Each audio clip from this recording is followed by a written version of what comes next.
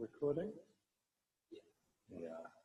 So I think, I need someone to come on Thursday also and take me through this because I didn't see how to do all this myself. But we can work that out.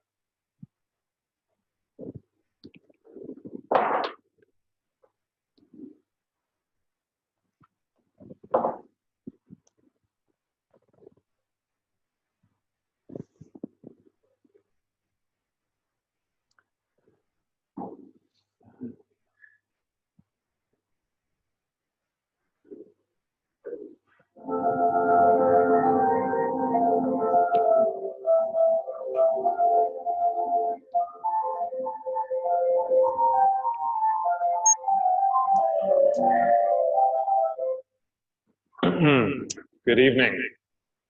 Can you hear me? I know you can hear me because at last I'm in the lecture room. Okay, great, thank you. So we are a small number in the lecture room. I count maybe 12. I myself got back to Beijing last week. There's an echo. Okay. Is there still an echo now? Let's try and sort that out.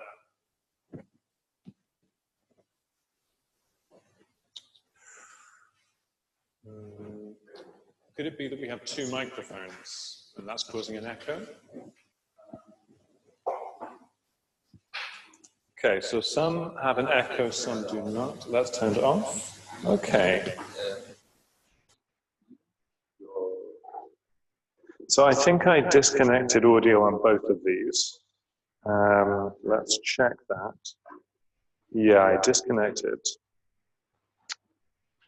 I'll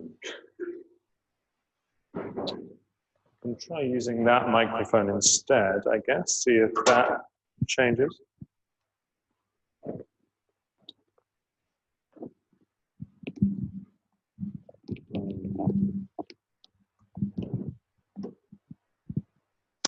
Hello, is there still an echo now? It seems like we don't need the speakers in the room on, right? And maybe that's what's causing an echo. Okay. So this is better.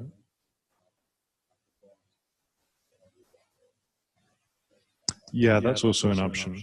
Do you know how to turn down the volume of the speakers? I guess it's here. Yeah, okay. So, but there's still speakers on.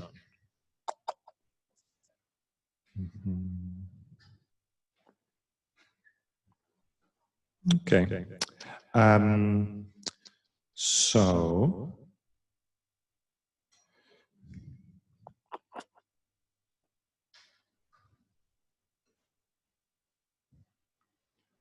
maybe it's the volume on this this computer.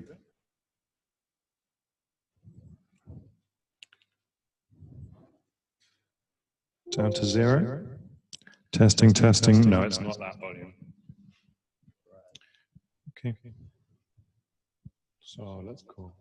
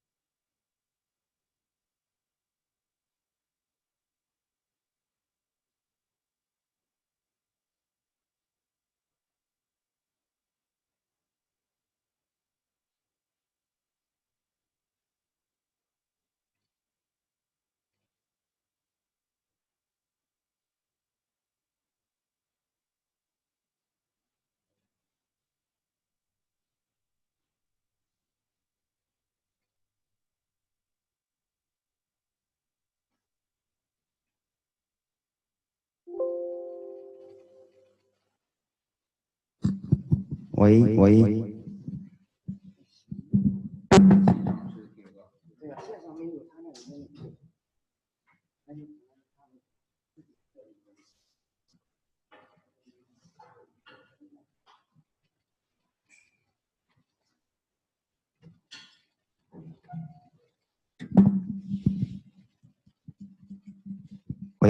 喂，跟他们问吗？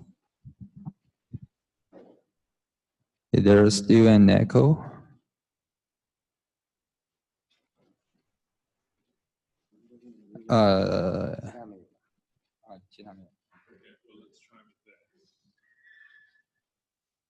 They say it's better.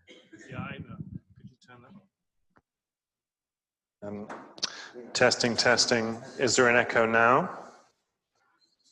Just stop, please. Please stay. Okay, no echo now. Did we change anything though? I think we changed some settings. Okay, and what sort of setting? I don't know. There's a panel controlling this one. Okay. All right. So can I confirm that the echo is not happening anymore? Oh, yes. Okay. So some audio setting was changed, and it seems to be good. Okay. So if there's no more problems, I can start.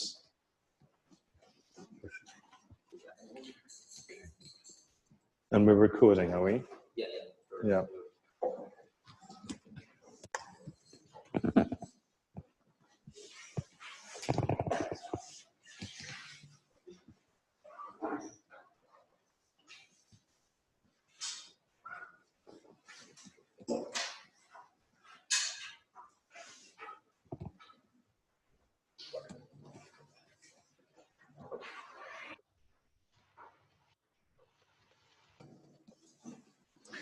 Okay, we can see that.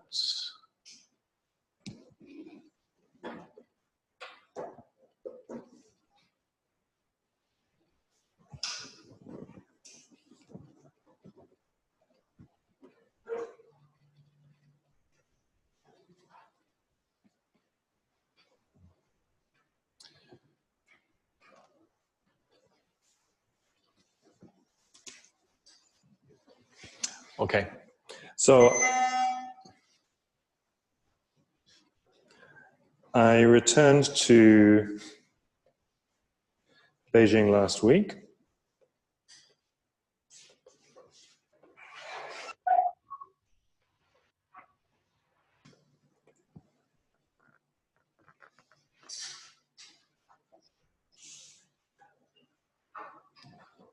So from now,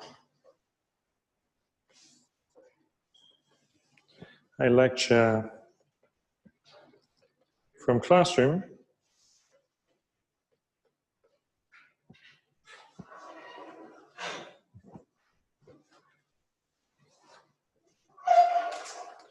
So I know many of you online have not seen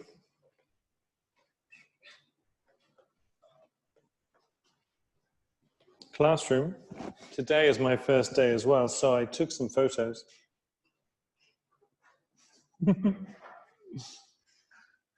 Here is the building. So big classroom building. You turn right to join us. And outside, this is the funny thing, there are exercise bikes. So I think if you are feeling sleepy before lecture, you can have a go on the exercise bikes. And now the weather in Beijing is very nice. It's sunny and clear, but it starts to get cold also. So, yeah, sorry to those students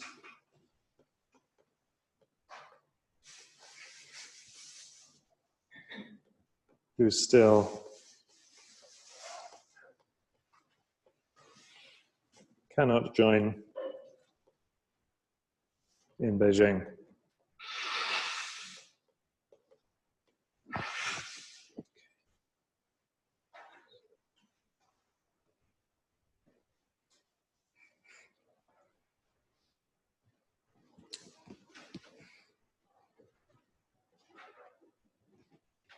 So question, how did I get back? I could get back because I was already resident in Beijing. So I did not need to get a new visa.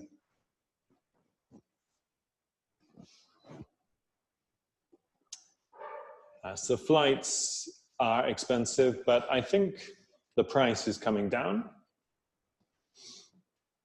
At home is not bad. That's good. Okay, so, no, visa was not cancelled, it was suspended. So for some months, visa did not work, but in September, I think, it started working again. Right, so yes, my visa was temporarily suspended, but it started working again last month. Okay. So where to begin? Let's do some quick review of differentials.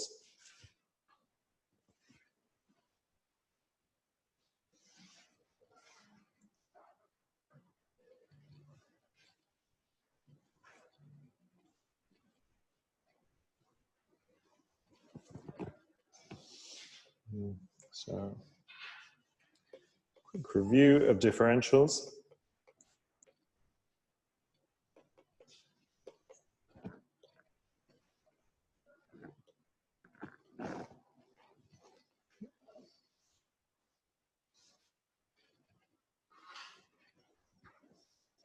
So, recall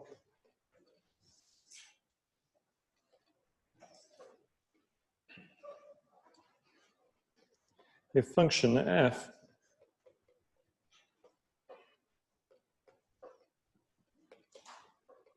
is differentiable at a, we write dy is the derivative at a times dx.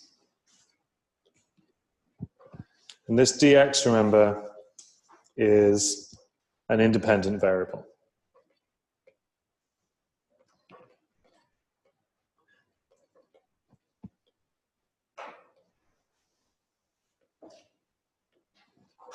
So an example,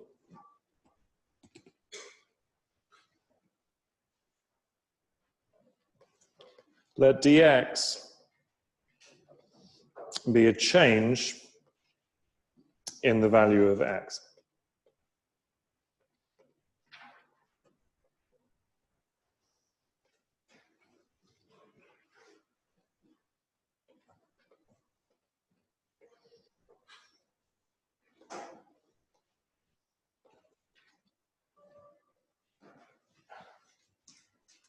So if the graph of my function is this,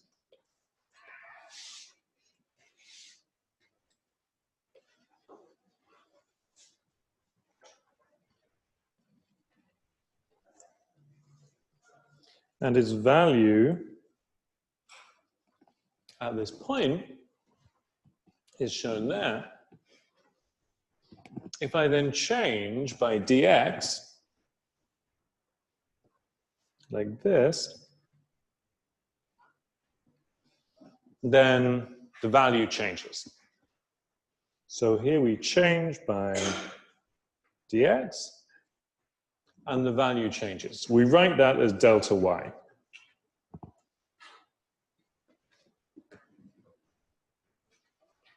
And this is f of x as x changes.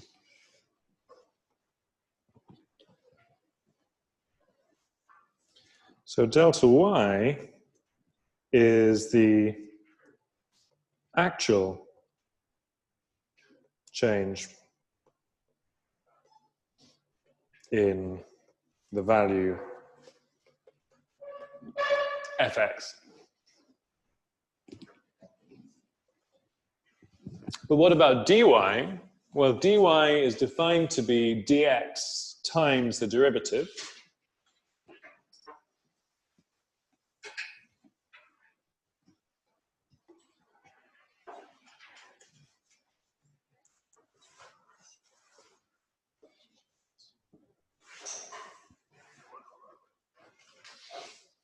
I'm just drawing the same function here.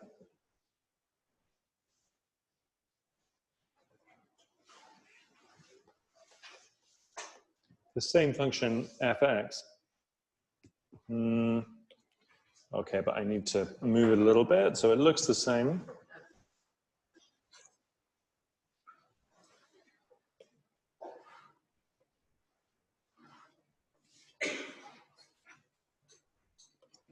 Okay, something like that.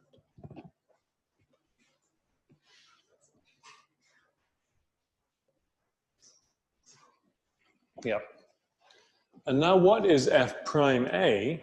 The derivative. It's the slope of this tangent line at that point. So let me draw that.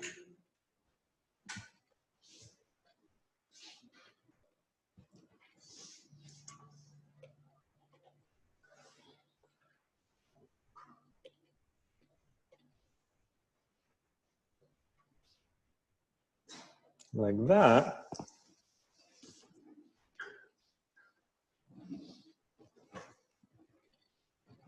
So if I make my small change dx,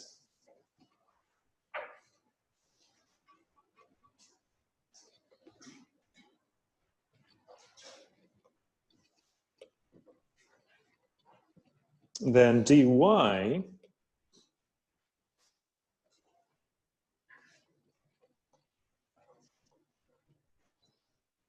is the change in the value on the tangent line.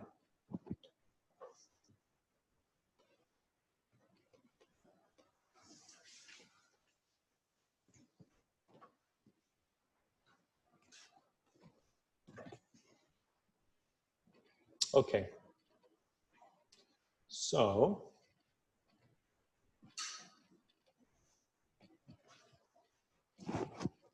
these, you can see from the graph, are not the same thing.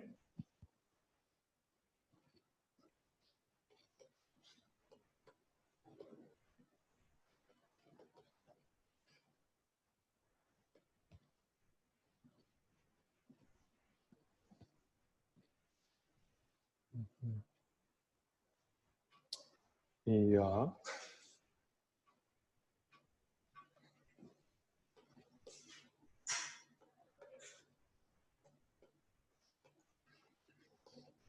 And so we define the approximation error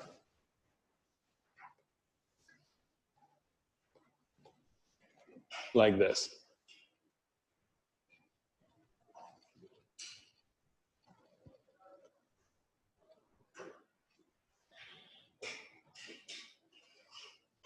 So the difference between the change in the function delta f and df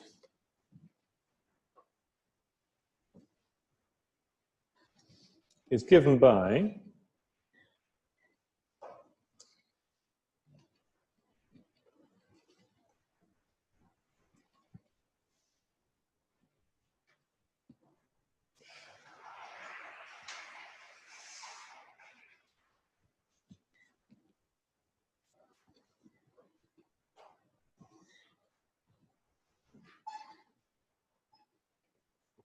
if I make a change in x,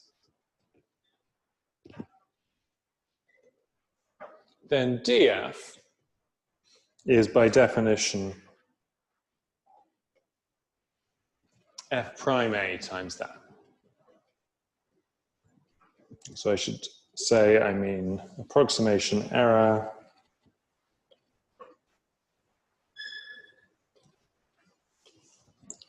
for f at a.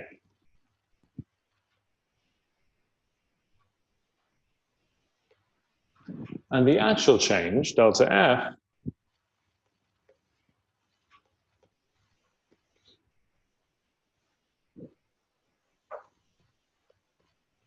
well, is the difference in the values of f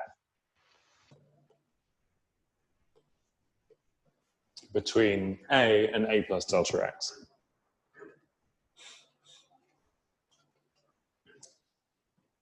So this equation is true, and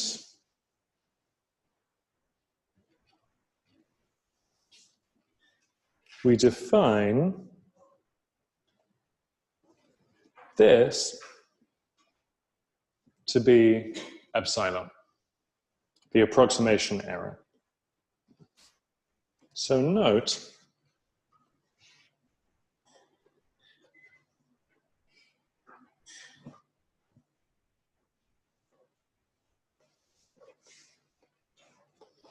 we don't know how big epsilon is, but we do know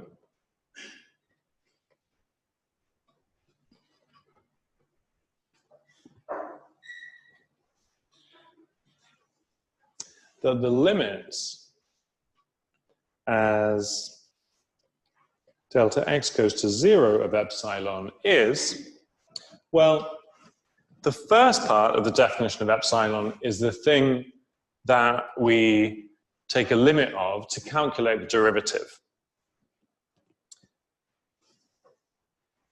So the limit of that is by definition the derivative.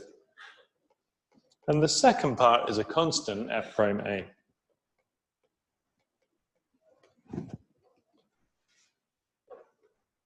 So for small, well, let me say, yeah. So for small delta x, approximation error is small.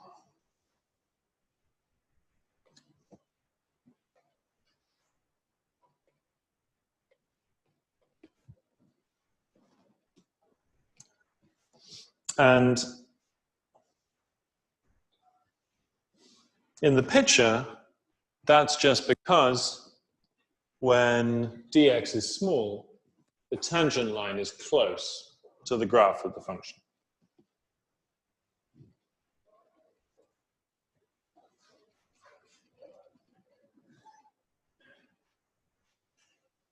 Okay.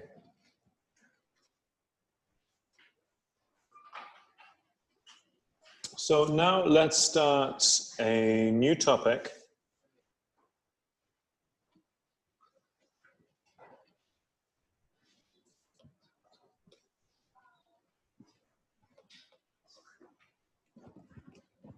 So new section.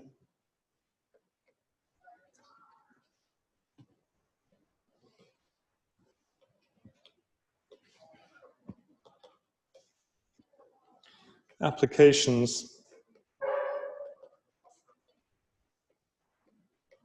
of derivatives.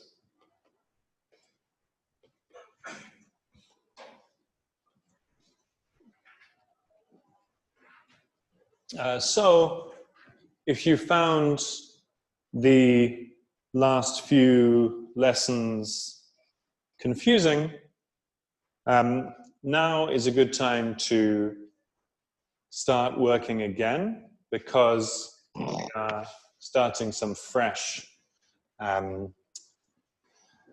subjects, but still using differentiation always. So we need to check that we are getting good at differentiating functions. We are still using that all the time. So the first application is maxima and minima.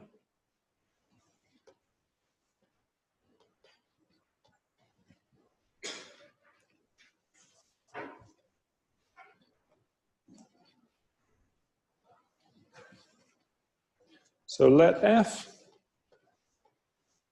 be a function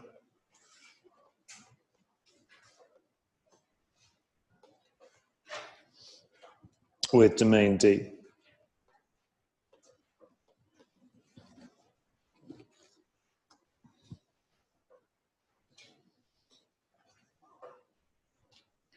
So for example, y equals sine x with domain minus pi over 2 to plus pi over 2.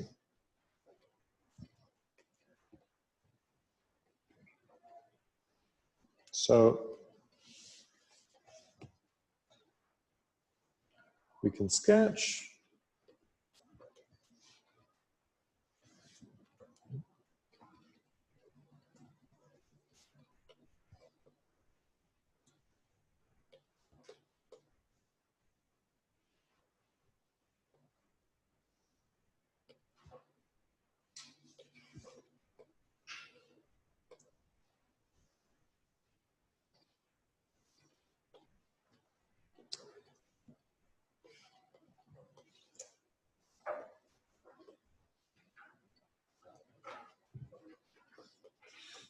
And from this graph that you've seen before,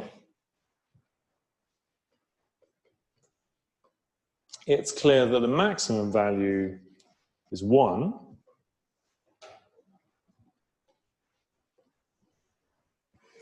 And the minimum value is minus 1.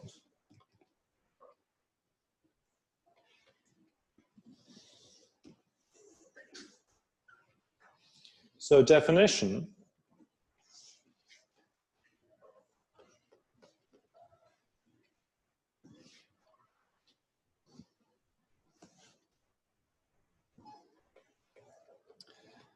f has absolute maximum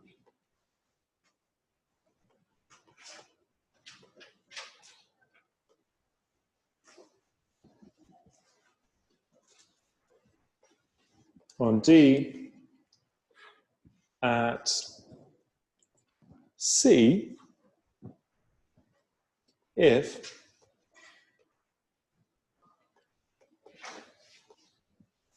the value at x, for all x in D, is less than or equal to the value at C.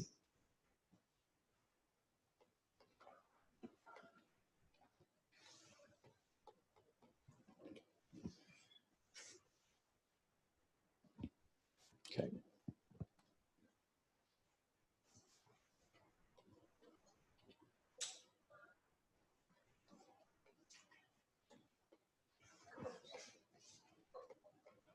And in the same way, f has an absolute minimum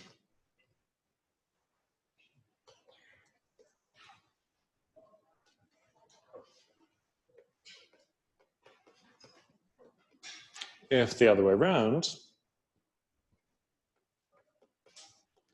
fx is greater than or equal to fc for all x in D.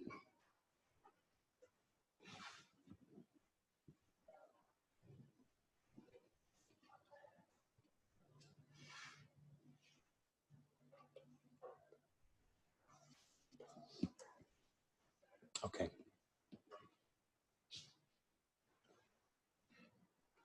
So in this example,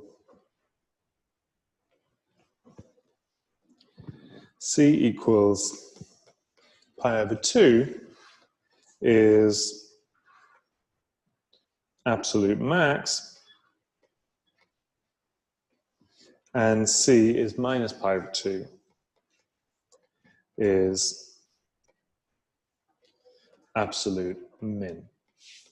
So I write max and min for maximum and minimum.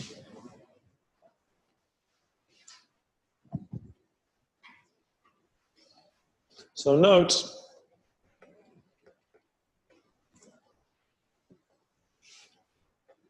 this depends on the domain.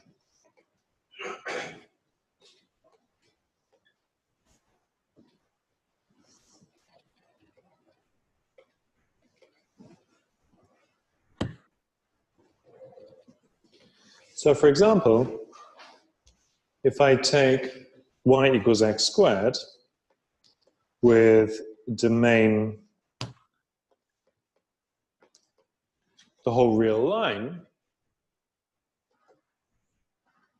then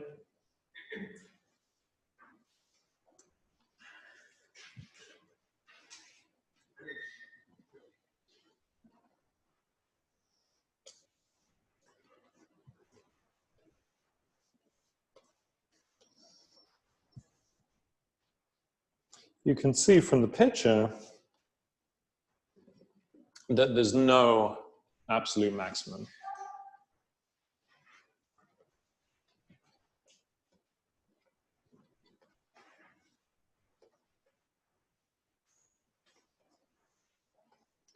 But C equals 0 is an absolute minimum.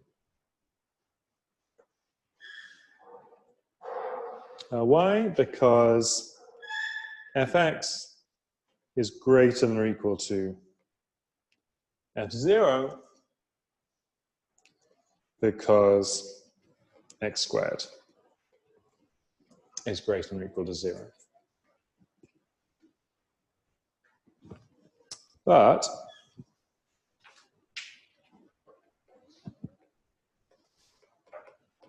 if we take the same function with d 0 to 2,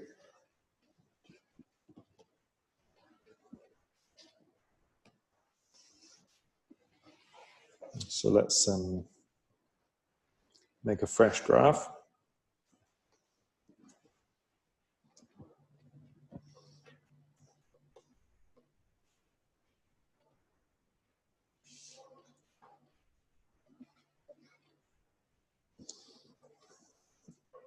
We have this domain 0 to 2.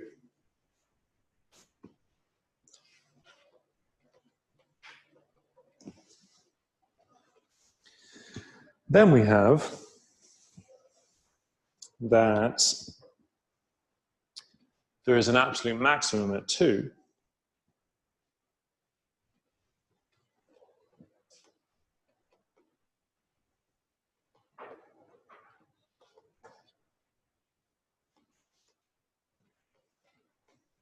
And C equals 0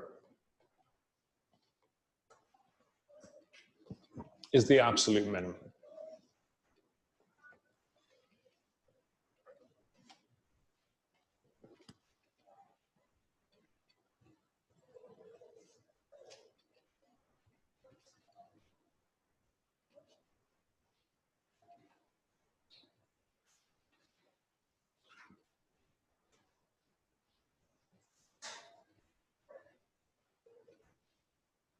So a theorem, which we're not going to be able to give a proof of, but it's important to see, the extreme value theorem.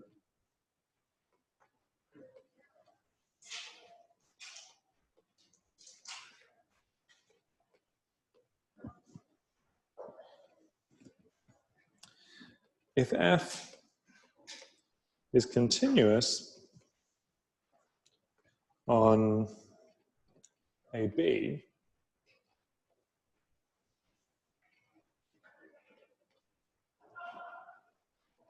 then f has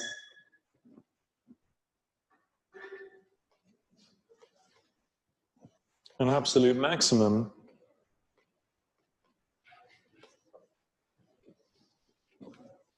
m And an absolute minimum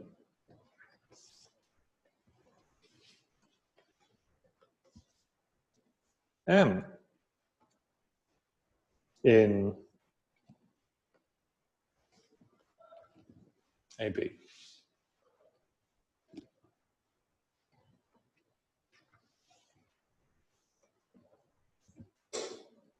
So note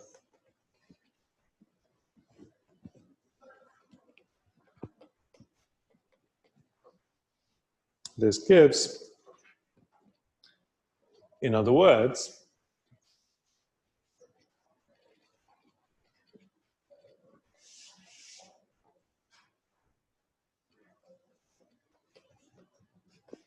that fx is always between these two values.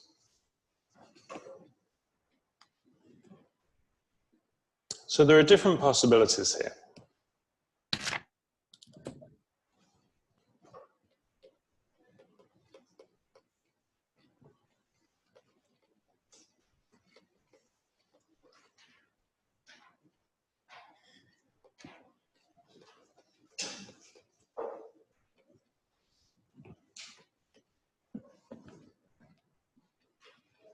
So 1, max, and min are in interior of interval.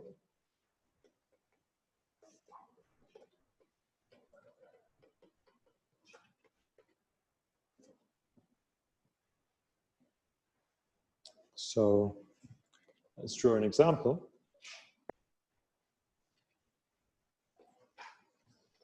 This is A and B, and this is my function. Then M, I'm going to draw it like this. M is here.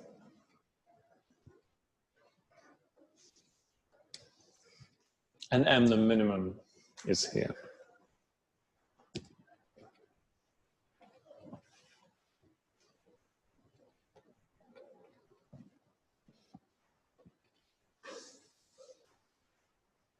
Or 2, maximum and minimum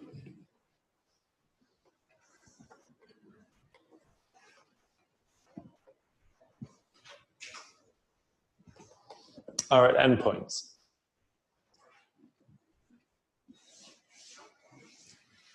So an example of that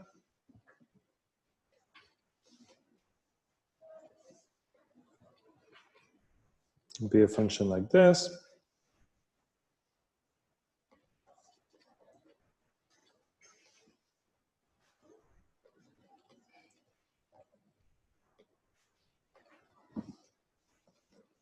Where it starts at the maximum and reduces to the minimum. So because this is closed interval, A and B are included in the interval.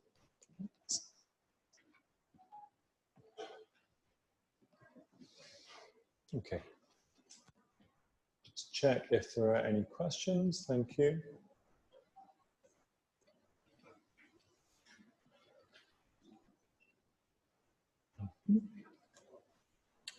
So question, what about open intervals?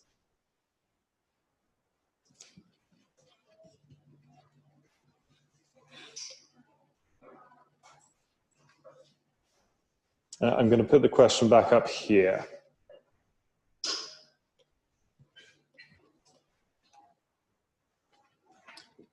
So note,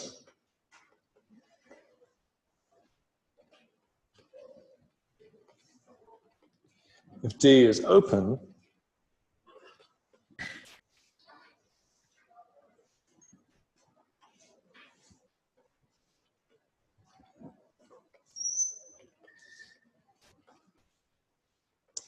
there may be no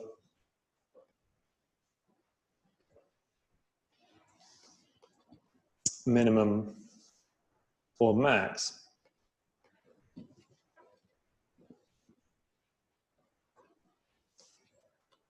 And an example is y equals x squared, d equals the open interval. So you can check from the definition that there's no number in that open interval that fits the definition. You're not allowed to take 0 or 2 because they're not in the domain of the function. Okay. So, let's continue some terminology.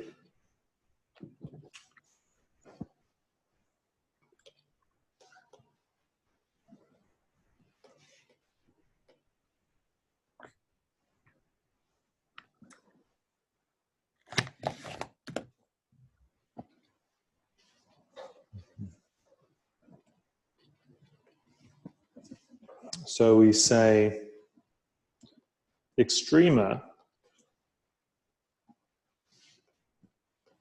for maxima and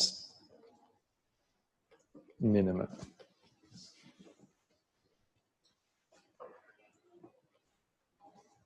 So e.g.,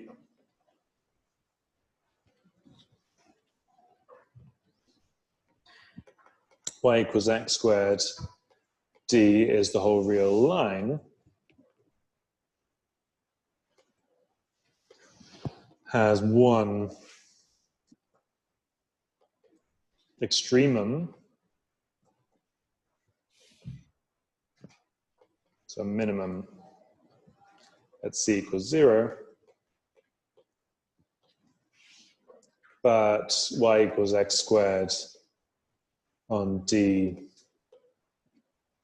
what was our example? 0 to 2.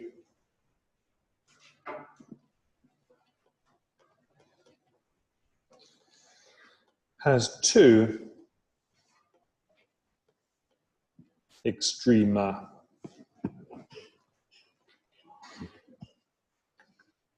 So that's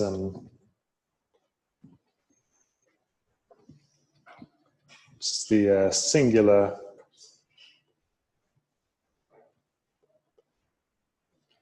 and the plural, because this is a Latin word. Okay. So nearly time to take a break already.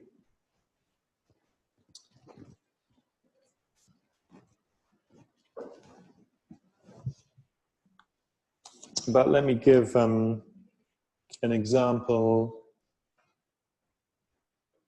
to say why we talked about absolute extrema, because we can also have local extrema. So let me give an example. So local extrema are like this. If I have a function that starts low, goes up, something like this, then at the start we have absolute minimum, but later we have a local minimum. So I'll draw that in. Here we have a local minimum, even though the absolute minimum is somewhere else. Okay, thank you.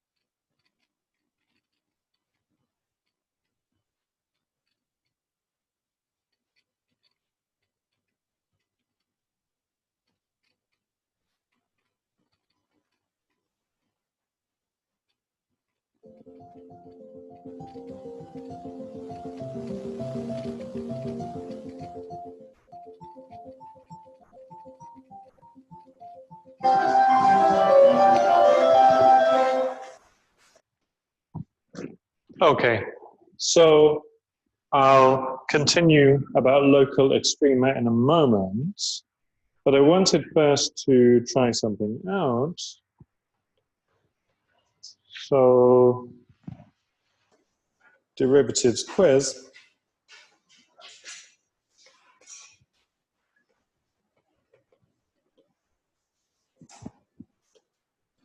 So this is not graded, just for interaction.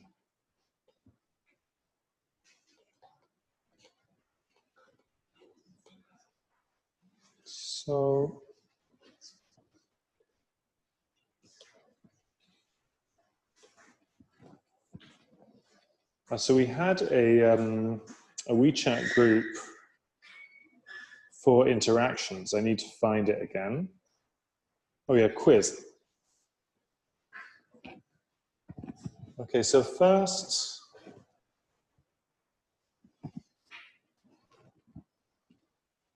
so the plan is this.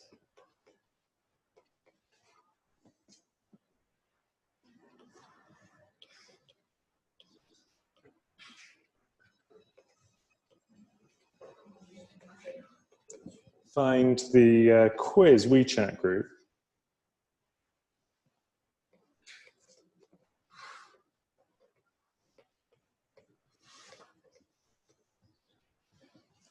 Because we didn't use it for some time.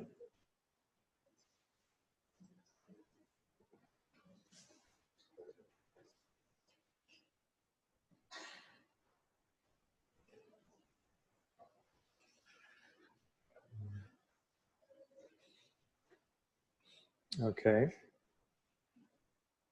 You found it, great. And find a partner.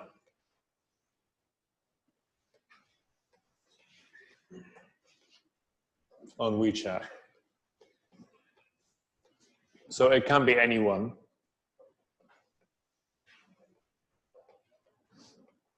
Or a small group. So the plan is this. For each question,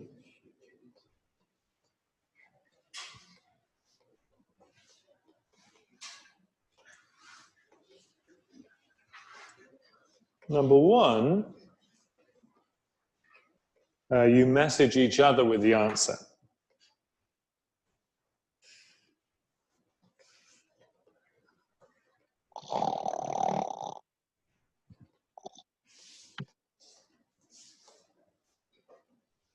And then number two, you forward your answer, or one of your answers.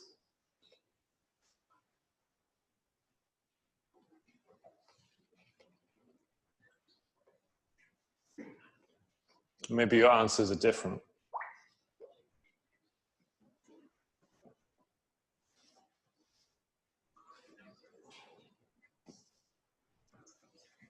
So Frank isn't in the quiz WeChat group. So could someone invite him, please? One of your answers to group.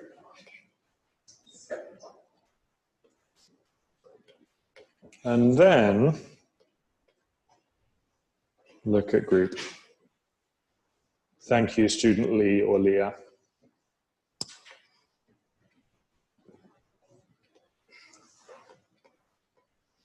So, don't cheat. Don't look earlier.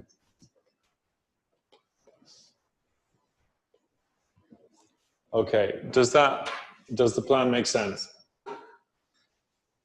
Questions in chat? Okay, we have the snoring problem again, perhaps.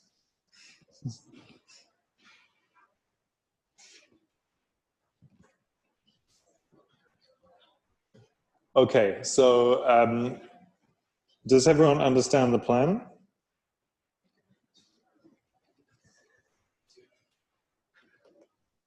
So question, do you have a partner?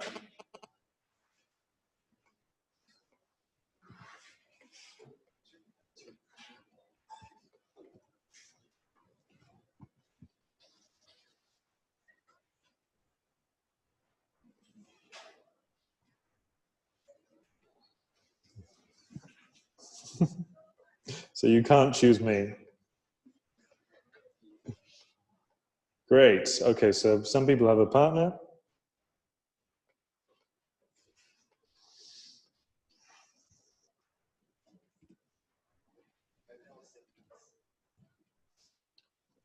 Okay, so now, well, I guess question, do you understand the plan?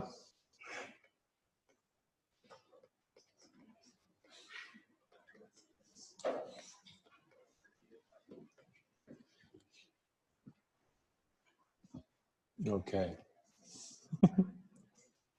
So let's test. So test question.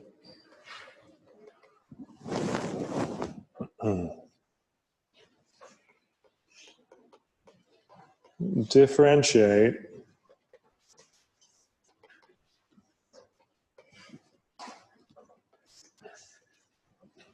oh, and I guess we should make a time limit. Okay, so we have to do it quickly.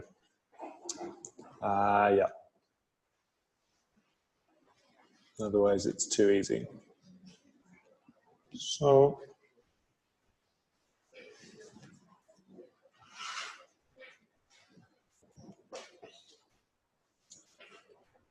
yeah, so the time limit is 30 seconds. And the question is,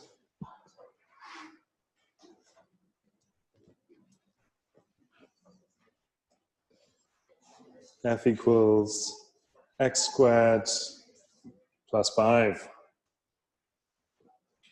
Okay.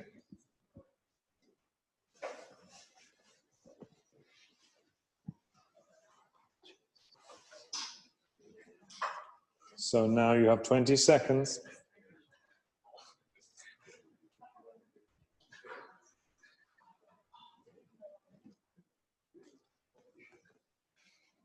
And 10 seconds. 5 seconds. And stop. Okay. Right. We have some answers. Okay, and that was too easy, of course. So let's try another one.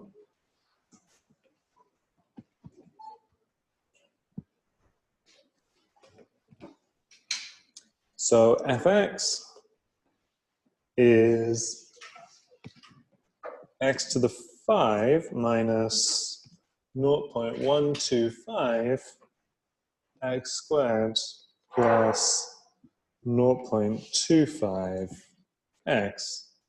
And I think we only need 20 seconds for this.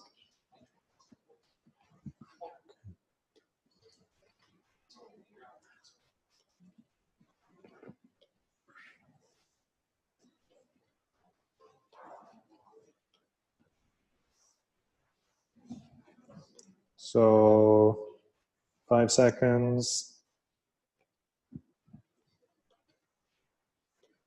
And stop.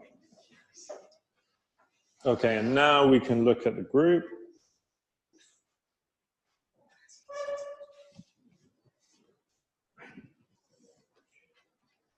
And see what we got. Oh, wait, I'm on the wrong WeChat account.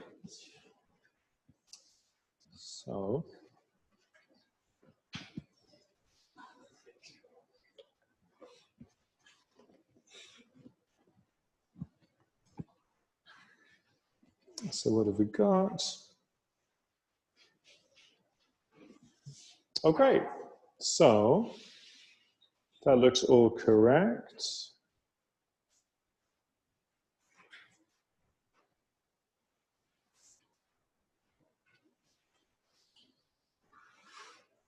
I see.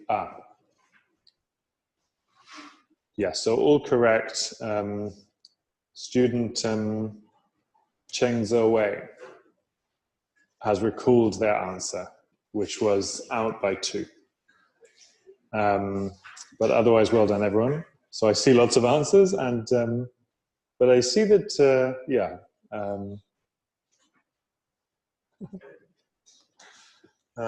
That's great. Okay, so now another one, fx is x plus 1 squared times x squared plus 2x. Okay, and now 30 seconds.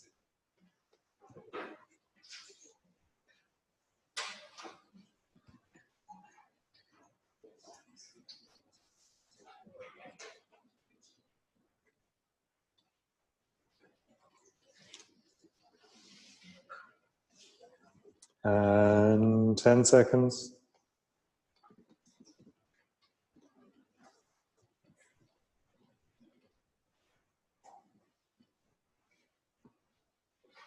And 5 seconds.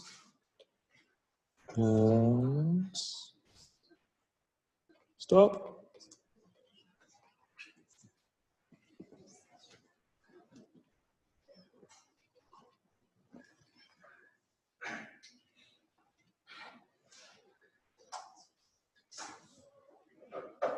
Okay. So I haven't seen anything yet. Oh, but I see a lot now. Great. Okay. Oh, so this one is harder to see whether the answer is right, because there are lots of different ways to write it. So let me calculate myself and show you. So f prime x, I'm going to use uv prime. The product rule is u prime v plus uv prime. And that gives me, well, derivative of x squared is 2x. So the derivative of this x plus 1 squared is 2 times x plus 1. And then I just put the other factor v, like that. And then uv prime is x plus 1 squared times the derivative of the second factor, and that's 2x plus 2. And I can simplify that a bit. X plus 1 times 2x squared plus 4x from the first piece, and x plus 1 times 2x plus 2 from the second piece. And that is 2x squared plus 4x plus 2. So we get x plus 1 times 4x squared plus 8x plus 2, I think. Okay. Yeah. You could also do this by multiplying out the brackets, but it's quicker to do with the product rule.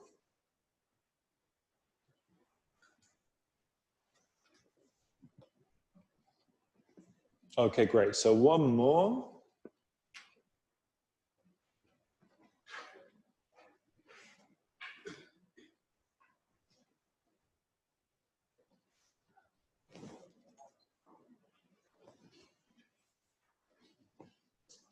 Yes, and so I'm seeing different answers here. If you multiply out these brackets, you get 4x cubed plus 12x squared plus 10x plus 2. So let me put these together.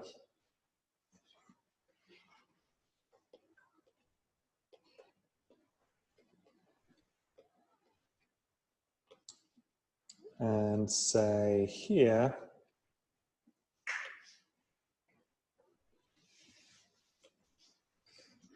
so both are good answers.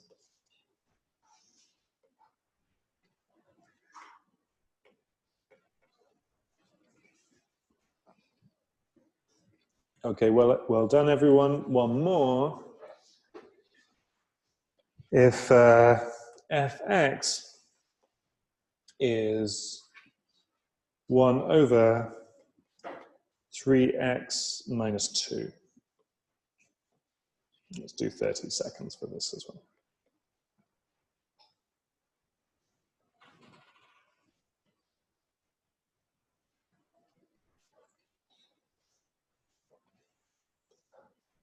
Okay, 15 seconds.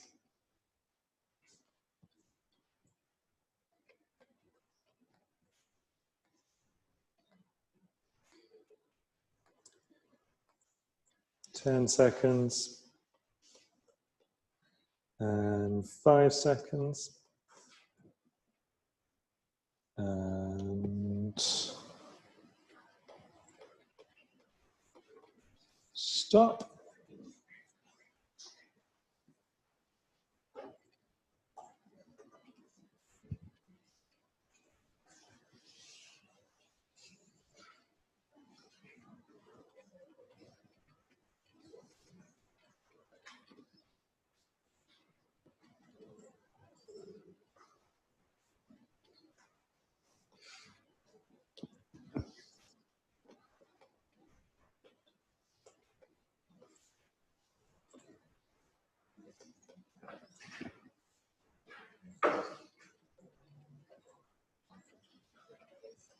Okay, so I see one answer,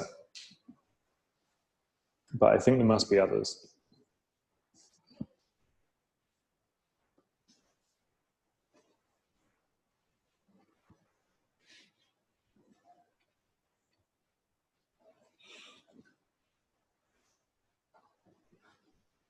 Okay, so let me explain the solution. So f prime x can be calculated by chain rule. So let's use that the derivative of 1 over x is minus 1 over x squared. Well, actually, let me write a different variable there. Maybe it's going to be easier.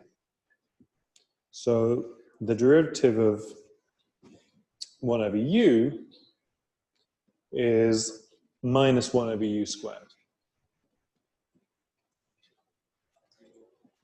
So to solve this, we use the chain rule.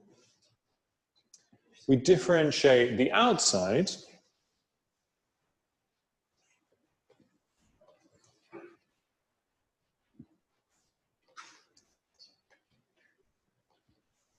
and we get this, and then we differentiate the inside.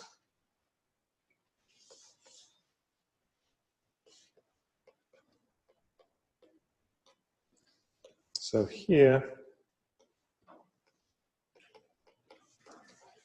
we differentiate the outside.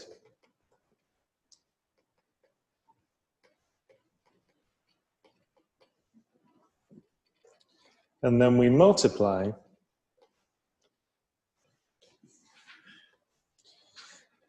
by the derivative of the inside.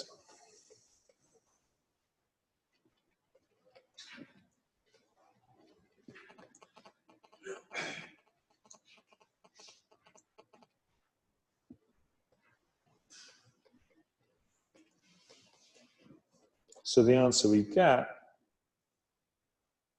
is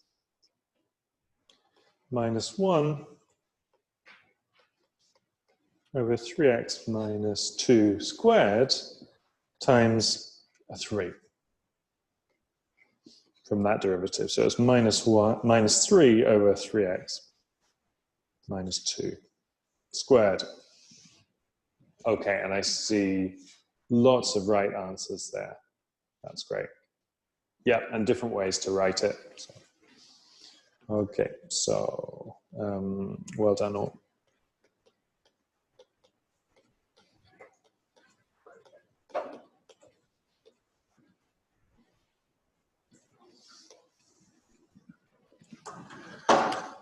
Okay, so back to local maxima and minima. Let's give a definition.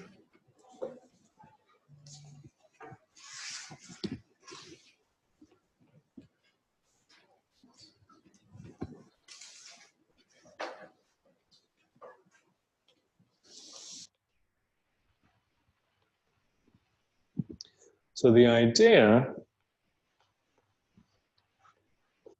is that there's no smaller value of f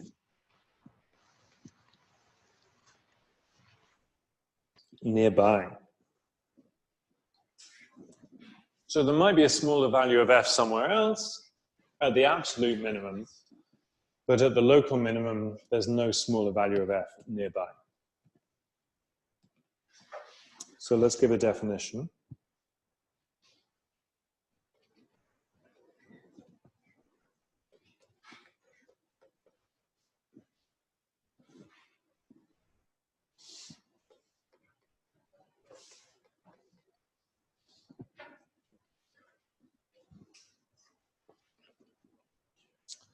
So function f has, well, I think we started with maximum before, so let's start with maximum again, local maximum. Let's C, an interior point of its domain.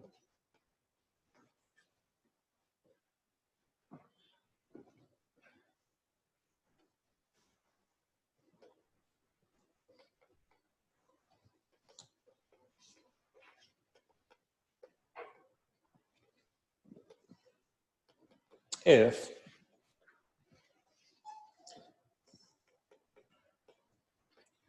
fx is less than or equal to fc for all x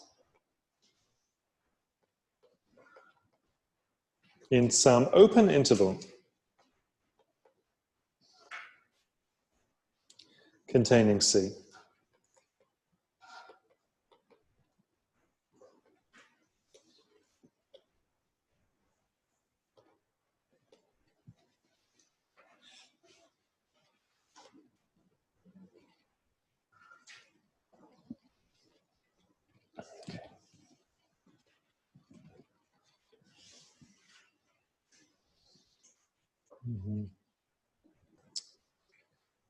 So similarly, it has local maximum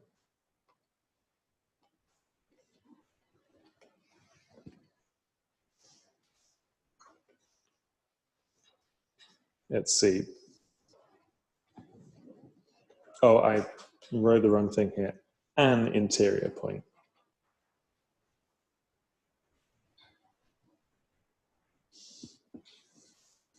I've got to write a bit more to make it clear. So where C is an interior point of its domain. I hope that's clear.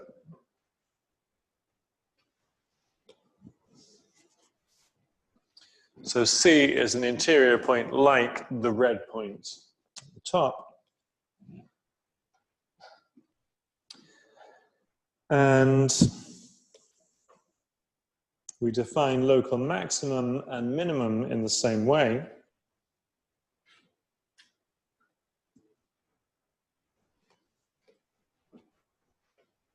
So this is, of course, if fx is greater than or equal to c for all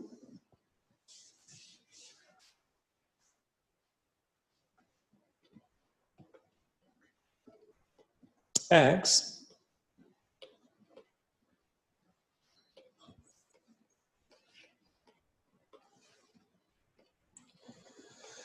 in the same thing, some open interval.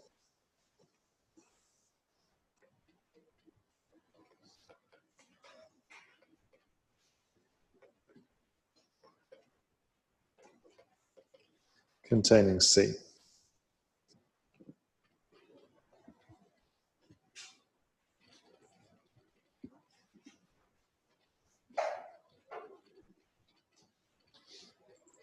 So, well, let's give an example.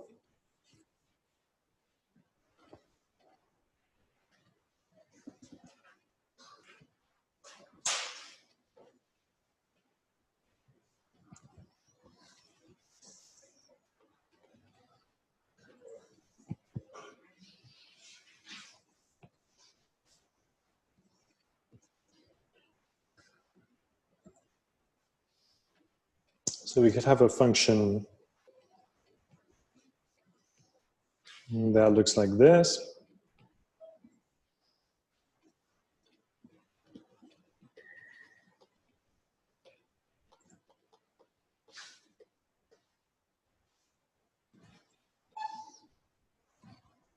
So x equals 0 is local minimum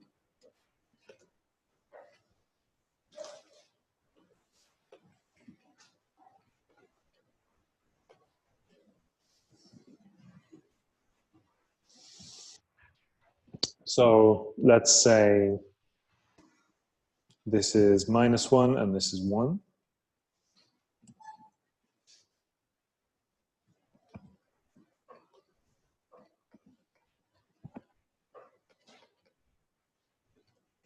We can take open interval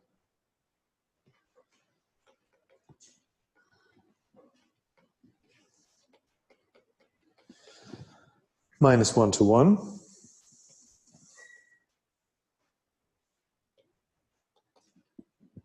But we can also see this is not the absolute minimum, because the function also takes negative values. But x equals 0 is not absolute minimum.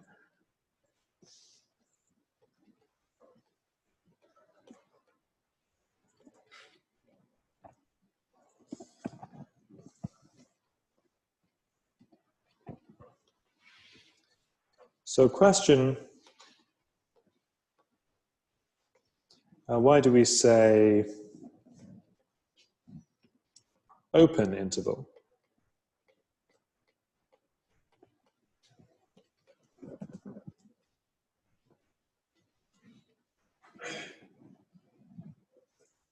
Oh, so question in the chat, shouldn't it be minimum? I think I corrected that. Let me know if I didn't. So why do we say open interval when we define the local maximum and the local minimum?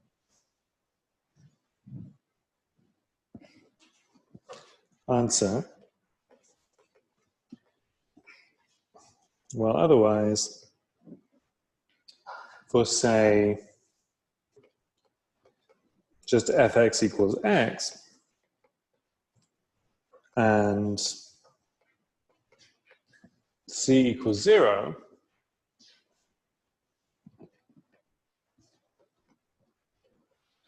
could take this half open interval, 0 to 1,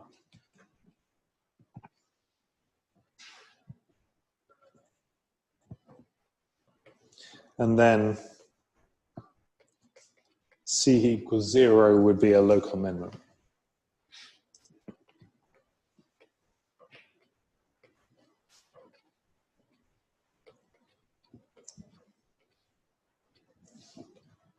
Which would be wrong. So we have to be careful with this definition.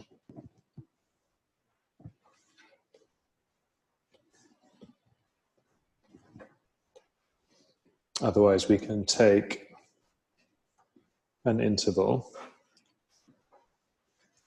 like this.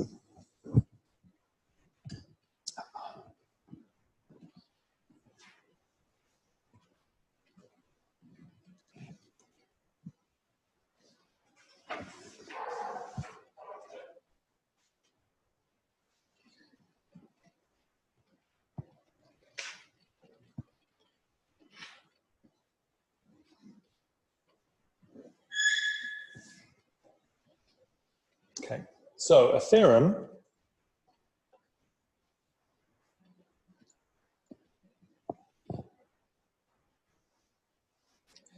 if f has a local maximum or minimum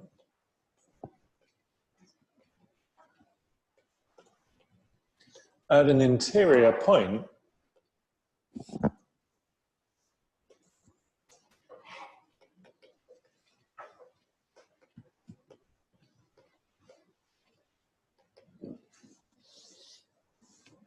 C of its domain,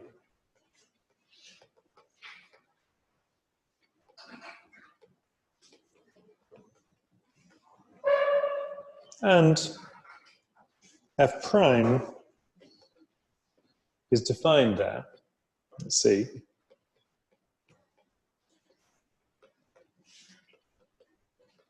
then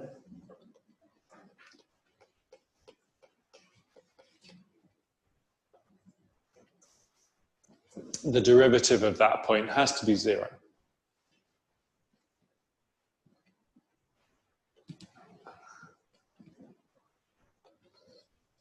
So idea, the tangent at such a point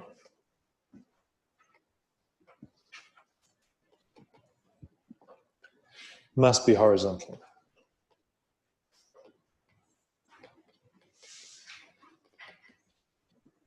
Whether it's a maximum, a local maximum, or a local minimum.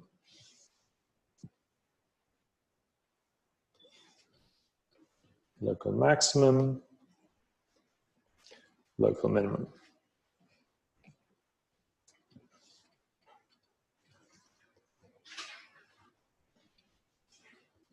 Yeah. So for example,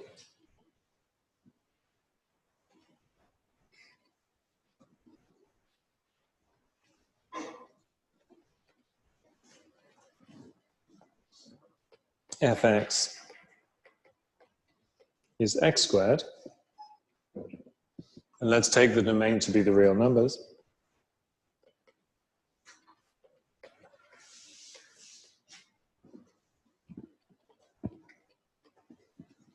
Then we have a local minimum at x equals 0. Of course, it is also absolute minimum.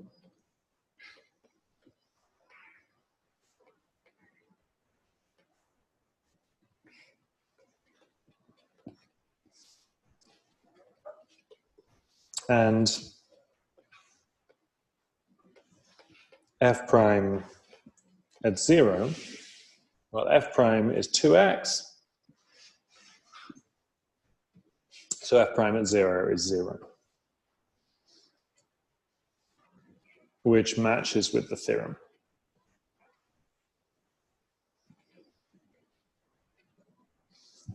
So f prime x is 2x.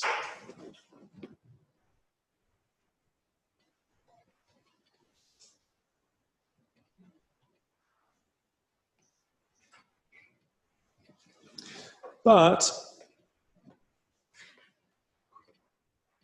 have to be careful.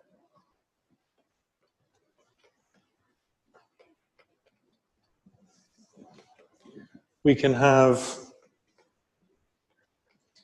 f prime c equals 0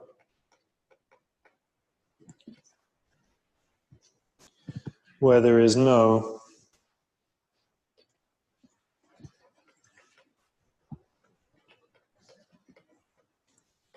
local maximum or minimum. So an example is fx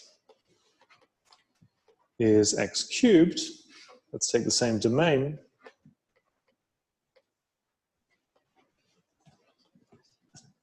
So f prime x is 3x squared. So f prime 0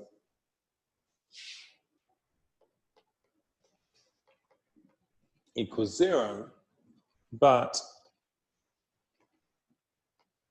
f has no local extrema.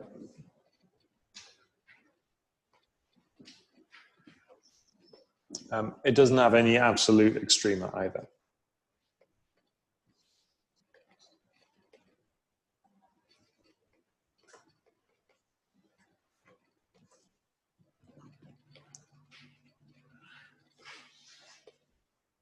And we can see that from the graph.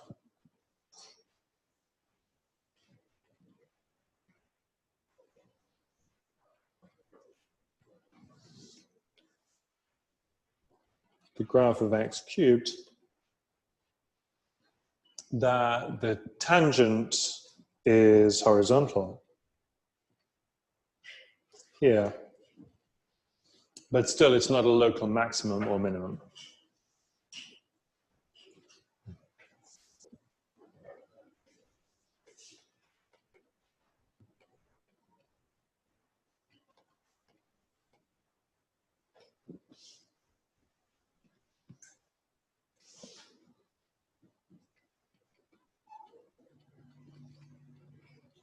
Okay, so if we look at this theorem again, it shows us a way to find the extrema of a function. So the theorem says, if f has a local maximum or minimum at an interior point, and f prime exists, then it must be 0. So that limits, that restricts the points where local maximum or minimum can happen, and it restricts where absolute maxima or minima can happen as well. So we have a recipe now to find these points. So definition.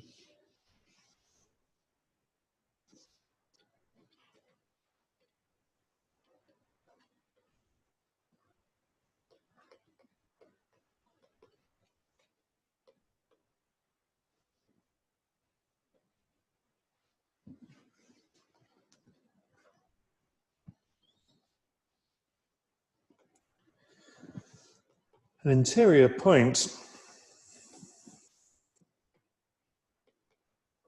C of the domain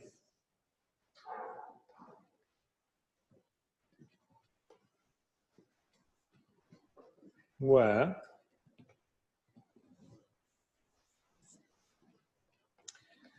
f prime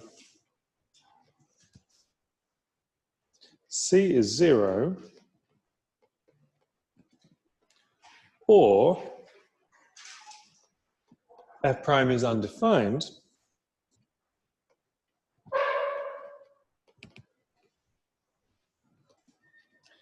is called a critical point.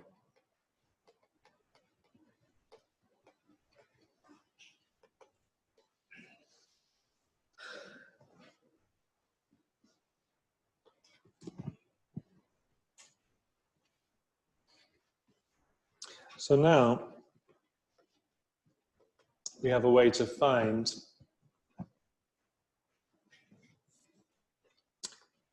absolute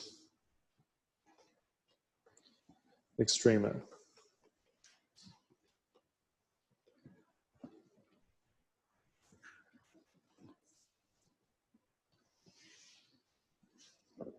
So let's take a function f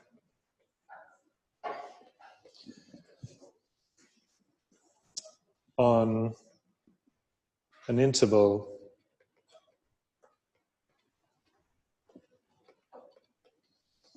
a to b.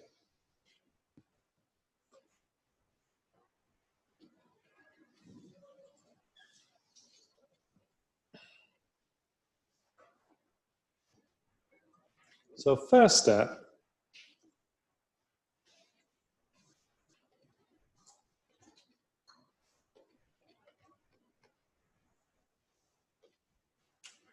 is to find all critical points.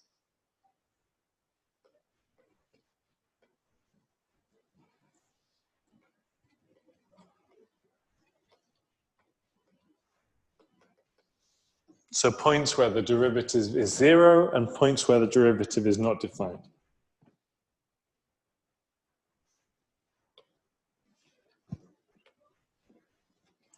And then find value of f at each critical point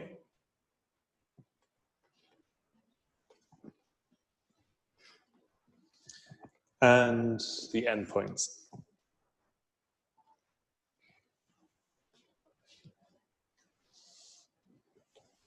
And those endpoints are A and B.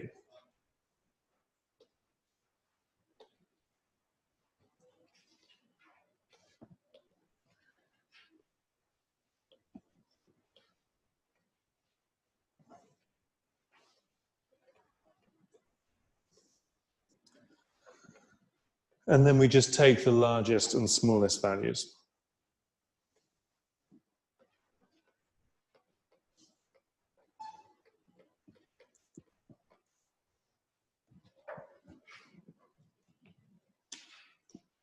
So the theorems above show why this works. And it's easy to see in an example why this is the right method. So some examples.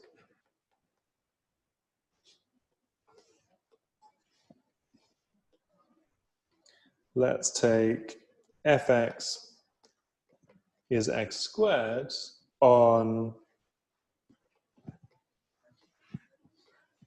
the interval -2 to 1. So if we just sketch a graph, we already know the answer, but let's use it to test our method. So something like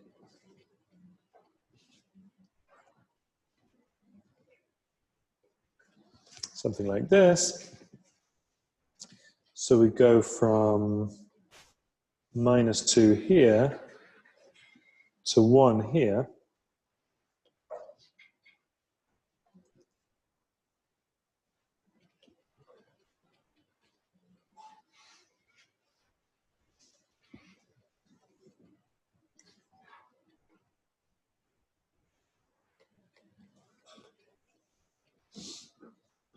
So we can see that the absolute maximum is 4, and the absolute minimum is 0.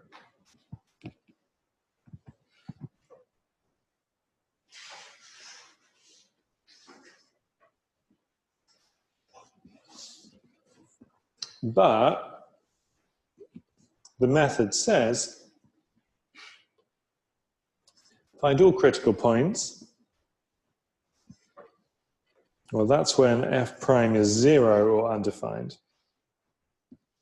F prime is 2x. So critical points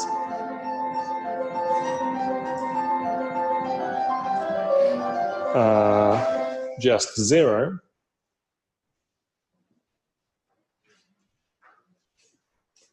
And evaluating on the endpoints,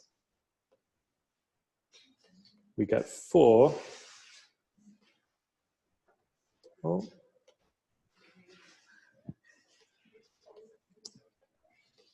and 1. And out of those, we can see the maximum 4 and the minimum 0. Okay, let's take a break.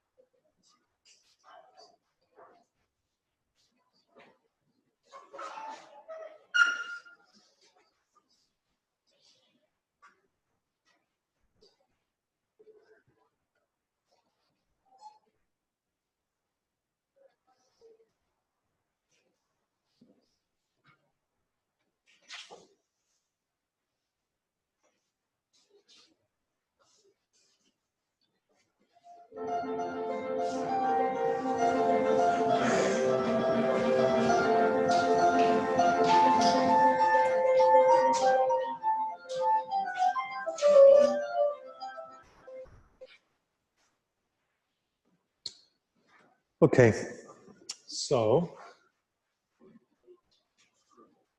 let's give another example where we didn't already know the answer.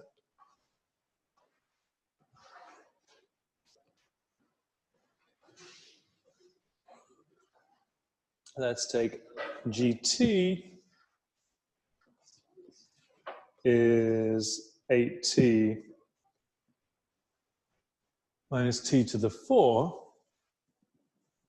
on the same interval.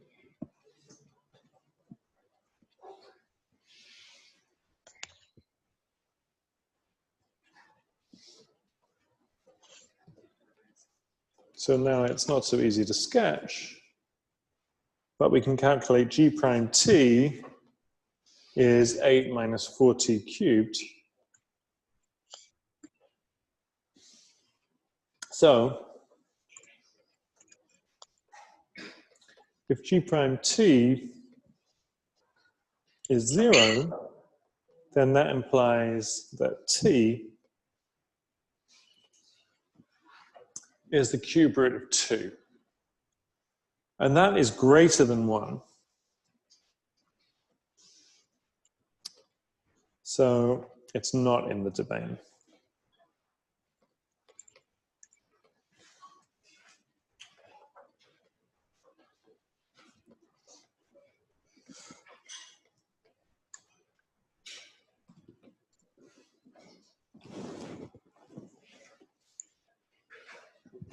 So again, we calculate the values at the endpoints and any critical points. But in this case, there are no critical points.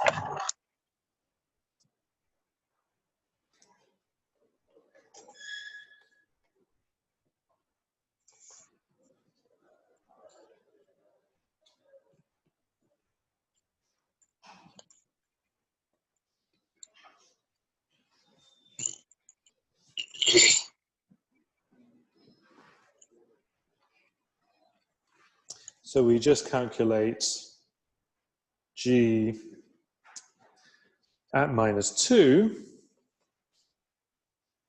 Well, that's 8 minus 4 times 8, which is minus 3 times 8, which is minus... that's not the answer I was expecting. Bum, bum, bum. Oh, because, yeah, I'm calculating the value of g prime, not g. So g prime is not what we want.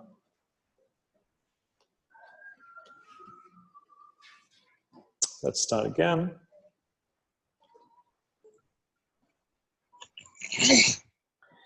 G at minus 2, the endpoint is minus 8 times 2 minus t to the power 4, which is 2 to the power 4, which is 16. And 2 16ths is minus 32. But then g at the other endpoint, g1, is 8 minus 4. It's not 8 minus 1, which is 7. So this is absolute max.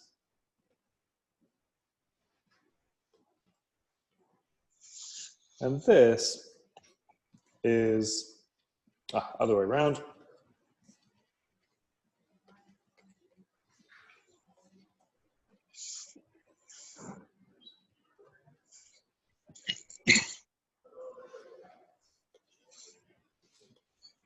We have this absolute minimum and an absolute maximum.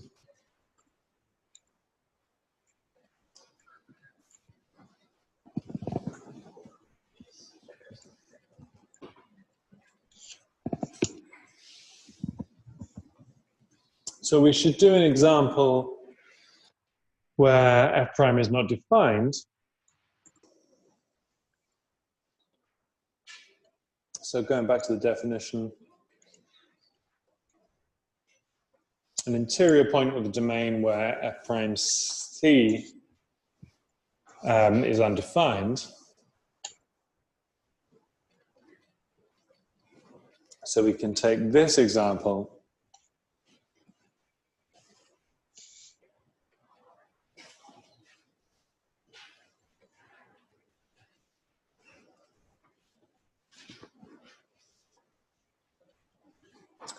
fx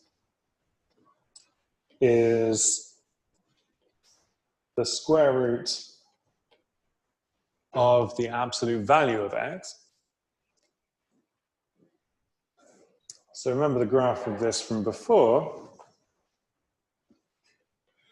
It is the square root graph, but the same square root graph reflected on the other side.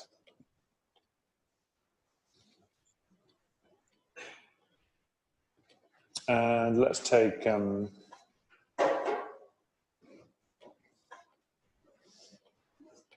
interval -1 to 1.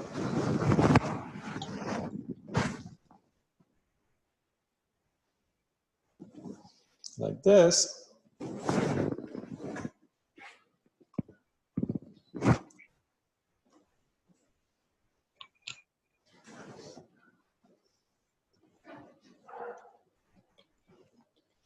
And the values at the end of the interval are 1 and 1.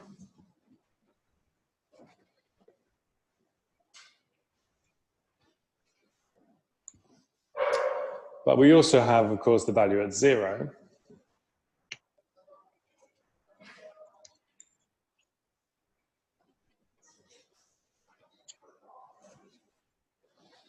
So in this case, well, I won't write down what f prime x is again, but we can calculate it. But the point is f prime x is not defined at x equals 0.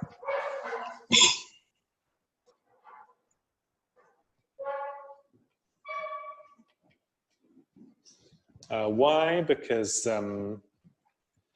tangent line is vertical.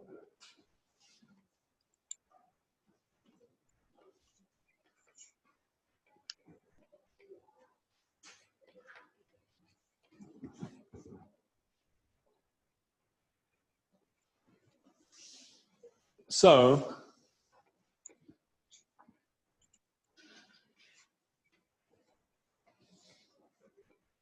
x equals 0 is a critical point.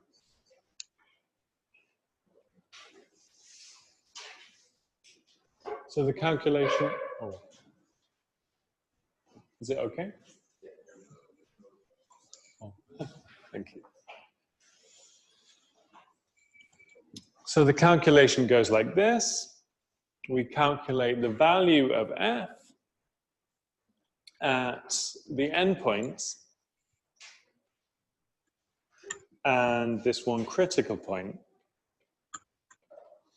And we get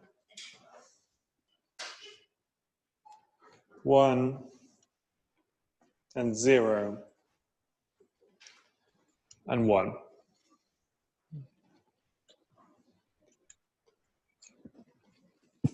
And in this example, we see that the absolute maximum occurs at 2 different points. So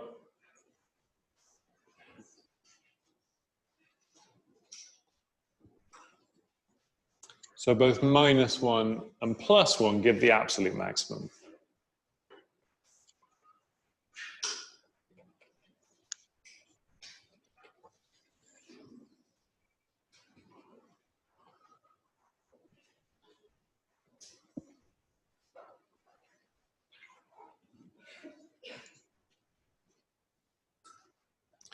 And 0, the critical point, gives the absolute minimum.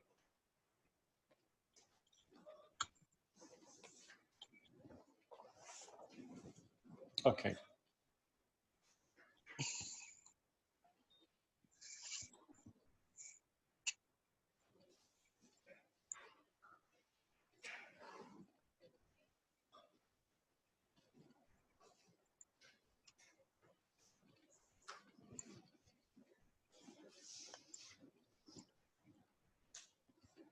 So note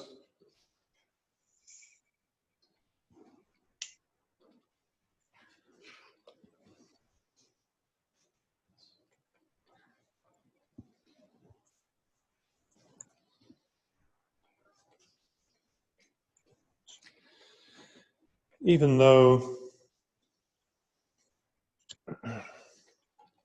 we check for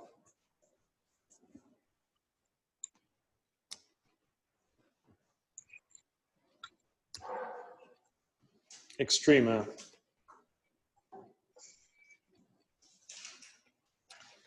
at critical points,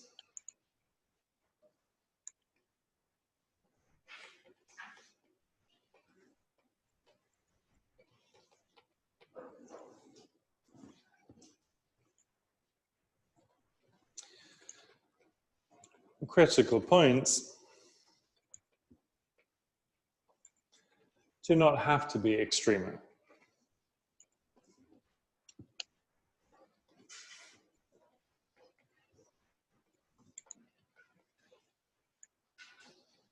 So we already saw this in one example when fx is x cubed. So in that case, we have a critical point at 0.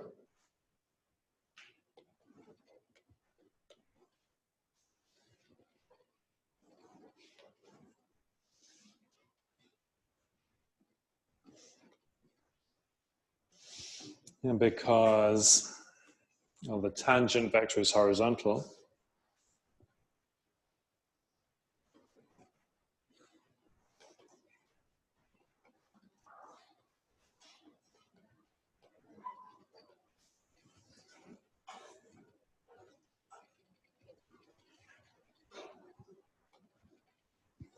but it can also happen for another reason. If the tangent is vertical, then the derivative is not defined. So to make an example, I can take fx is x to the power 1 over 3.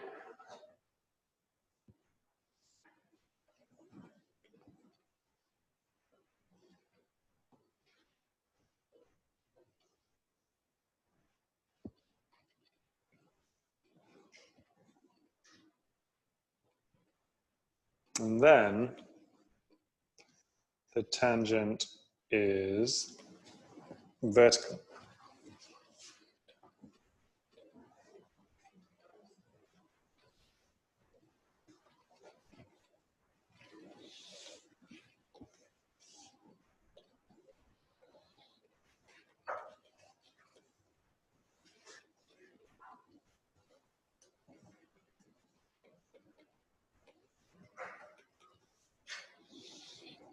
So the derivative is not defined and we have a critical point. But in neither case is it a maximum or a minimum.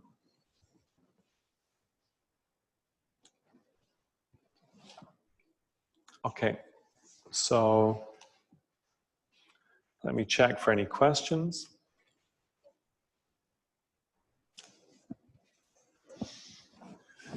Okay, so good questions. Yeah, let me read through.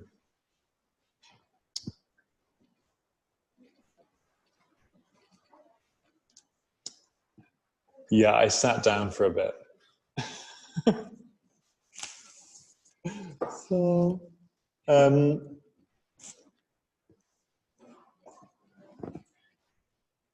So, right, what's the difference between local and absolute extrema? Well, the definition is different. We had an example. So here, so we have a local minimum which is not an absolute minimum.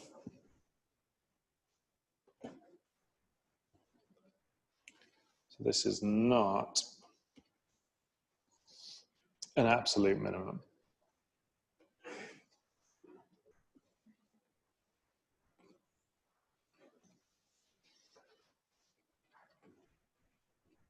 Because the absolute minimum is over on the left.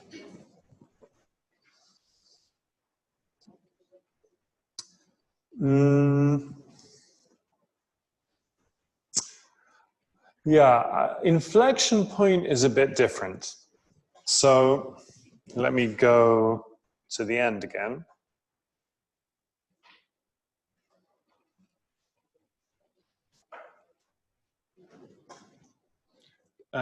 So this first example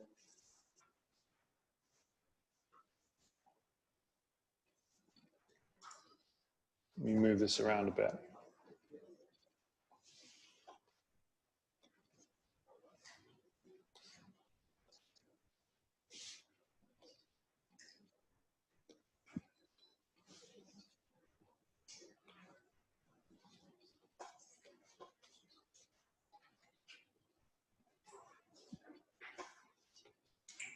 So this is also called inflection point.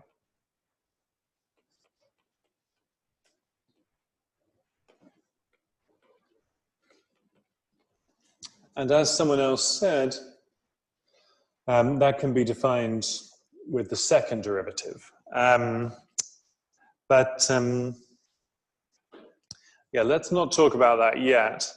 But critical point is a bit different because this second example, where the tangent line is vertical, is also a critical point, but I wouldn't call that an inflection point. Okay.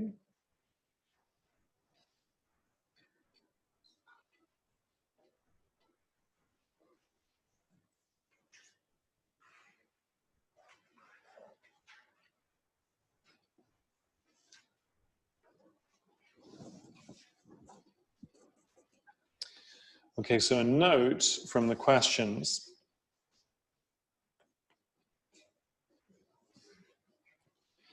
So an absolute maximum is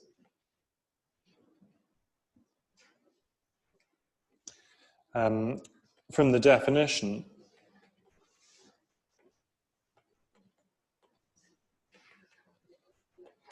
also a local maximum.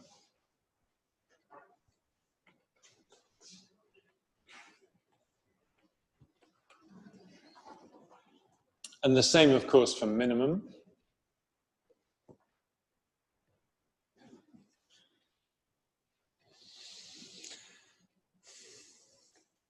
But a local maximum is not necessarily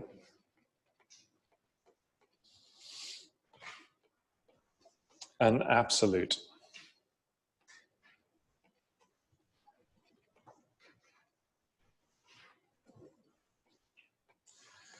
maximum.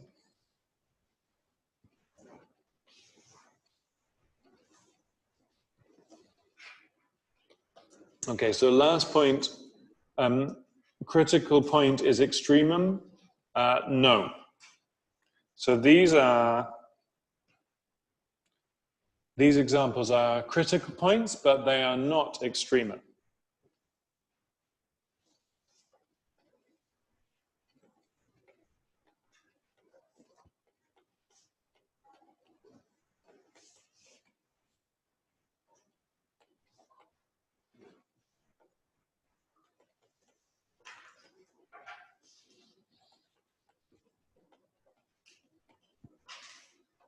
But not extremum.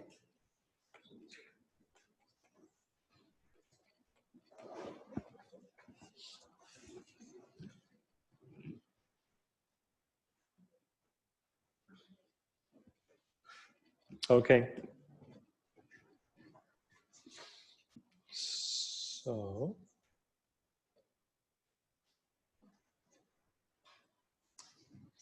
yeah.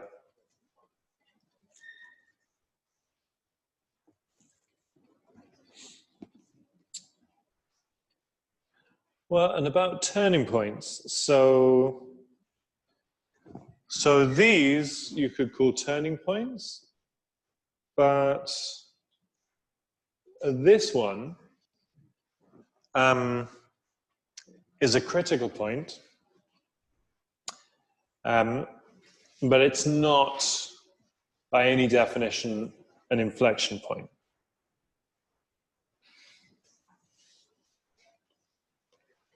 So here we have a critical point.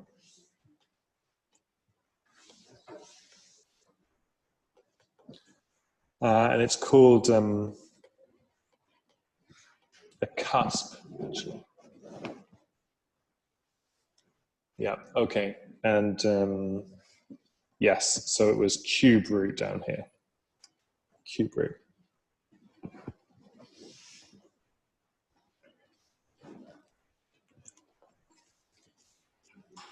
Okay.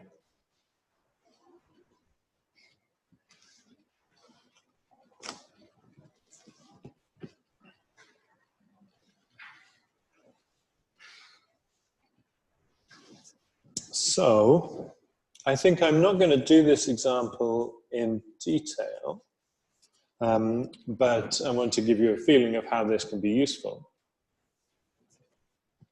So an example problem.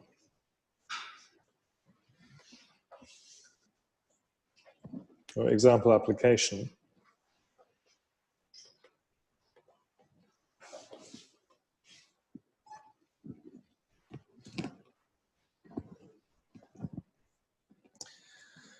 So an oil rig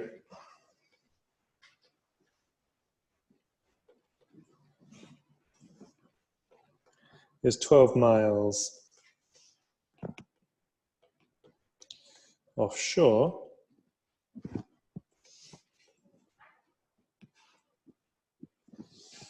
And must be connected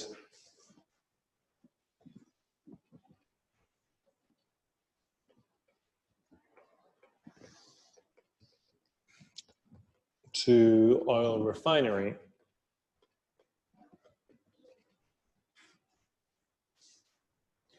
onshore.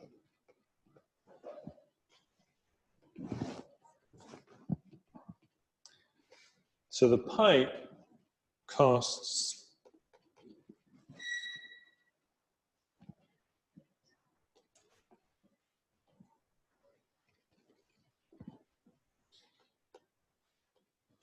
$500,000 per mile under the sea, or $300,000 per mile on land.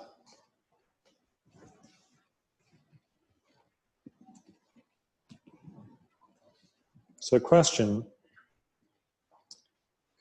what is best shape or best path for pipe?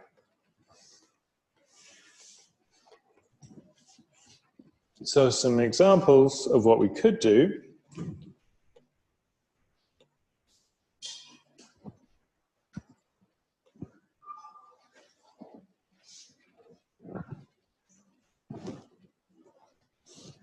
Maybe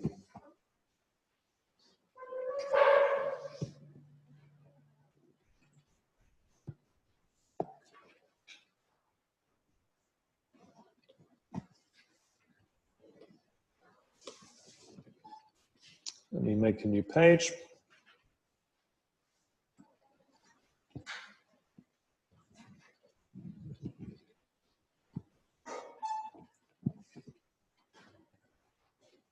this one.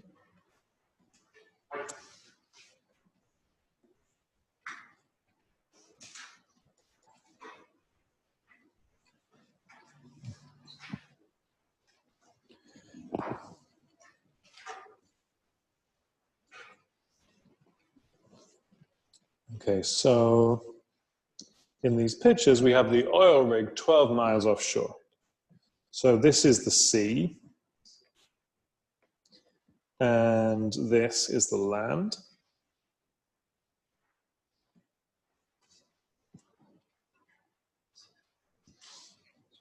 And the refinery is 20 miles along from the oil rig. So we could lay the pipe like this, straight to the land, and then along the land. And then it's easy to calculate the cost, except I forgot to make a note, so let me check the answer in the text.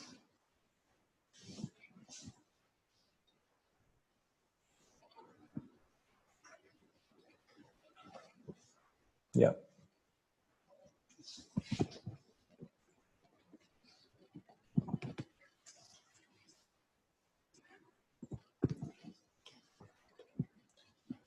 So for this, we have 12 million. For this,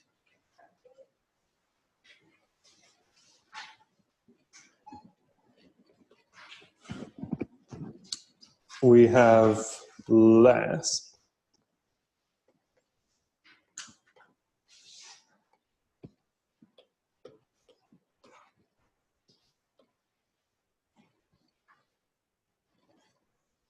Okay, now I'll show you. So it's easy to calculate from these costs the cost of the pipe like this.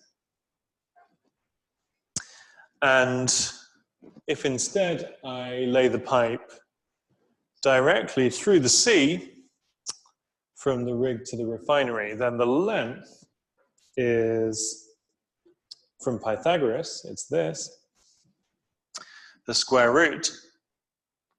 And I can calculate then at the rate of $500,000 per mile that this costs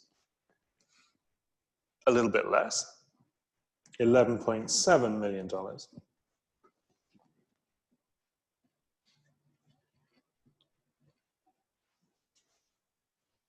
But actually,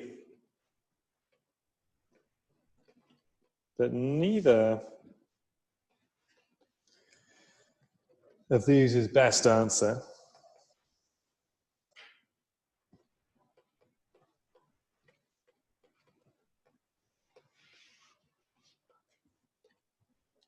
So instead,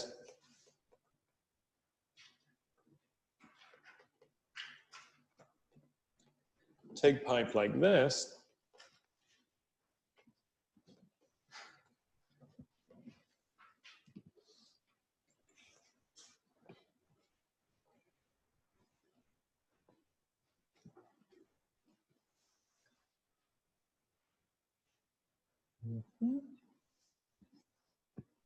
oh.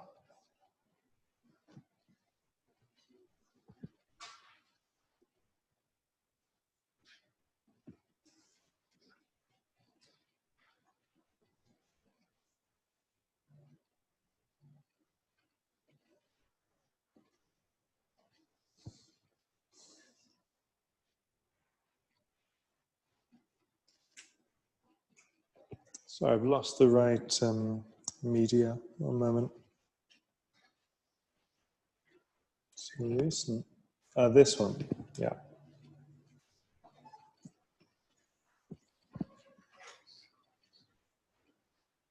Here.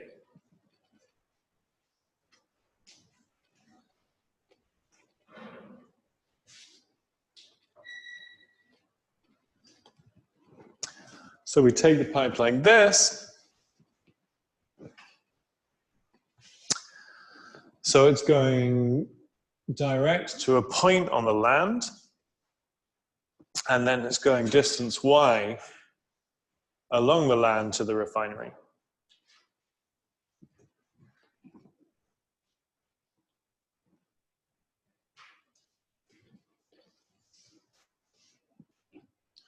So then we can write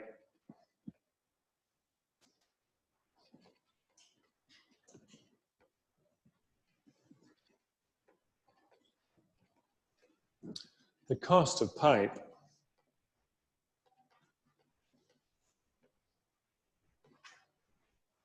say C is a function of y.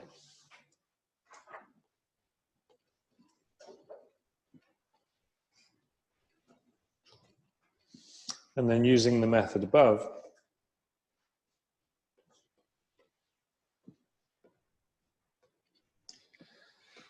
can find minimum of this function.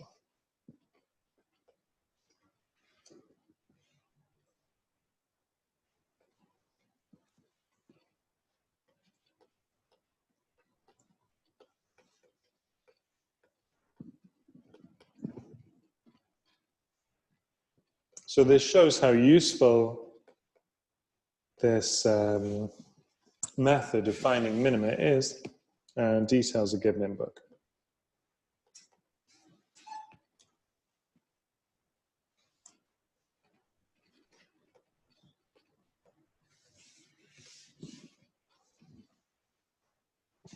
Okay, so for the last 10 minutes, let's move on to the next topic.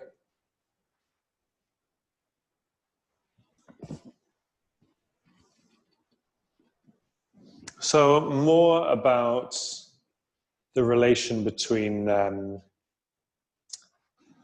function on an interval and the derivative. It's called Rolle's theorem.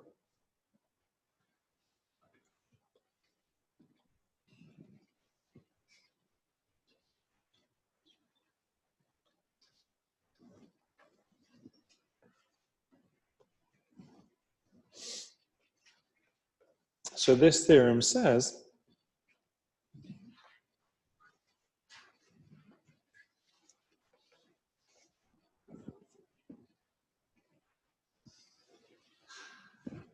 something that you would believe if you hear it, but you wouldn't know how to prove it.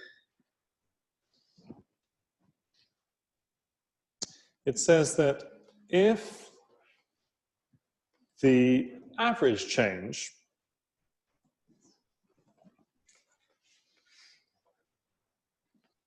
is 0, then somewhere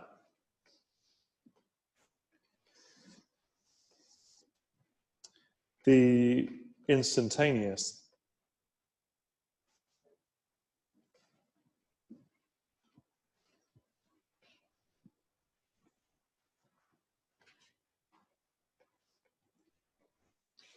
rate of change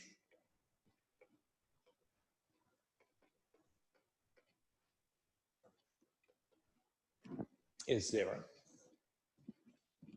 So let me write down the theorem, and you'll see what I mean.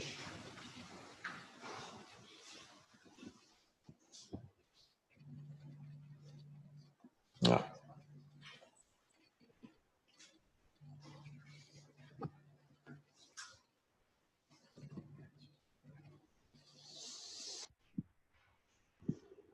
So theorem.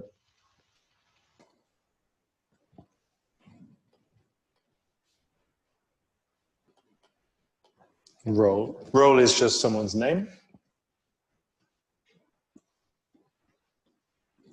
And let's start with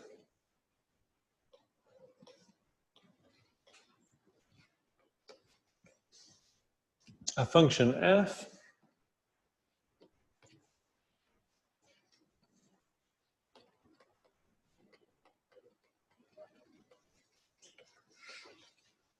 which is continuous let me say it a different way. A function f on an interval AB, so it's a closed interval, is continuous on that interval AB, and it's differentiable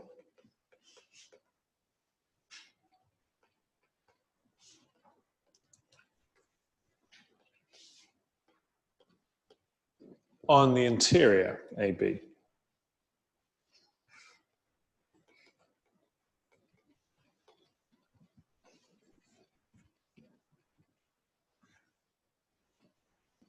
So then the theorem says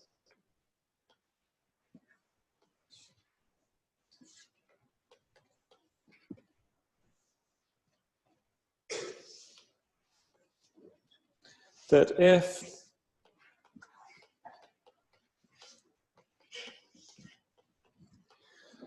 FA equals FB, so no change in F. Let me write that. So average change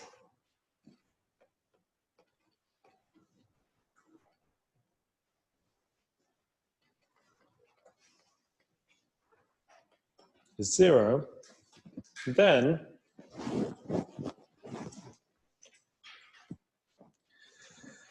there exists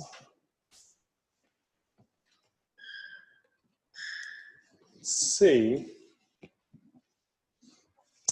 in the interior of the interval such that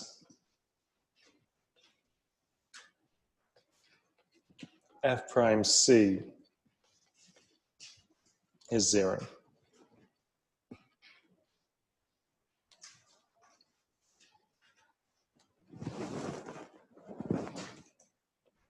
Okay, so I write this twice.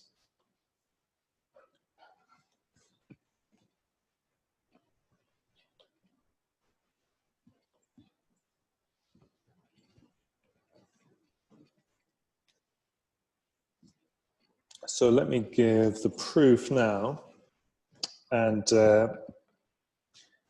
maybe we'll give some more examples next time.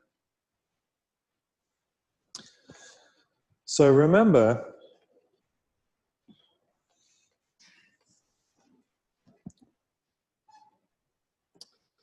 for a continuous function,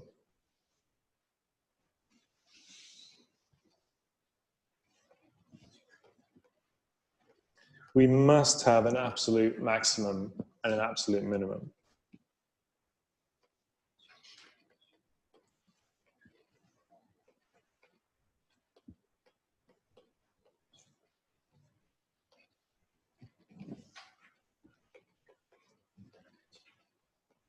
Must have an absolute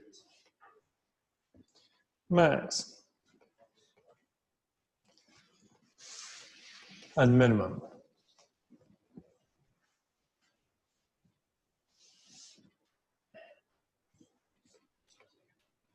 So say one of these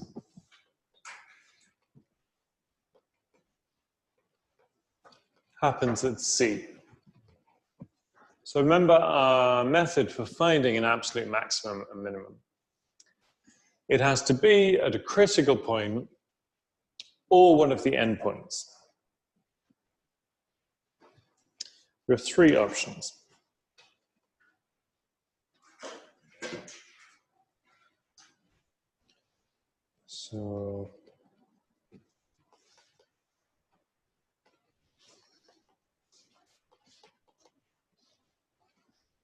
So the first one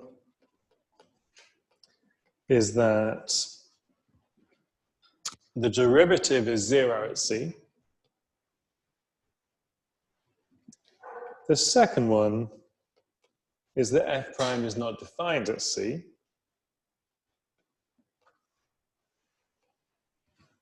So that says critical point. Or the third possibility is that C is an endpoint.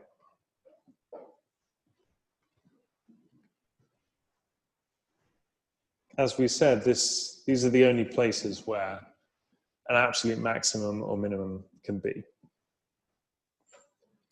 Meaning,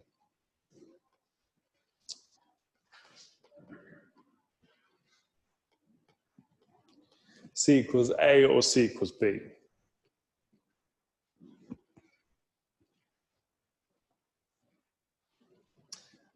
So now, 2 is not possible.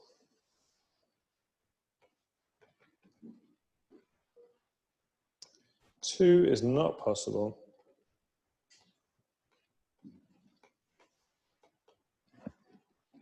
because we assumed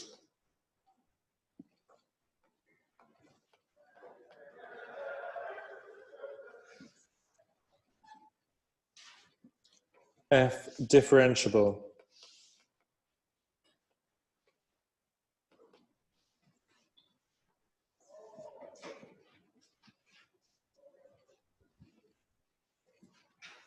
on C. Oh, I should be careful here. So, yeah, so these first two options, remember a critical point has to be in the interior. So F prime C equals 0 for C in AB, or F prime not defined as some C in AB, or C is A or B. See?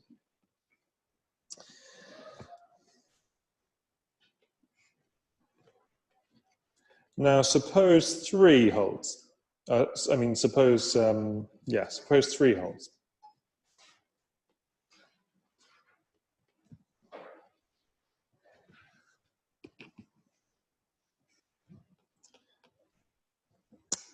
Then the absolute maximum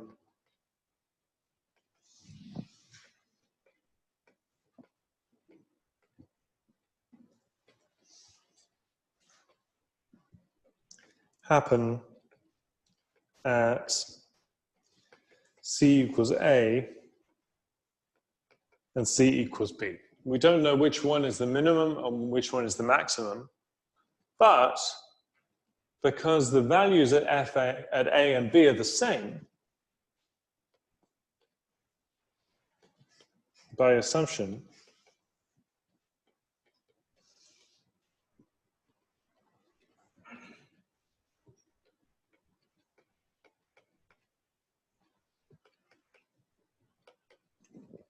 so the values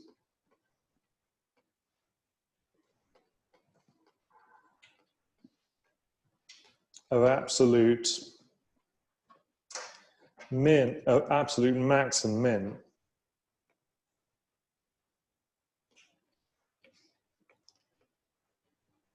are same. So going back to the beginning,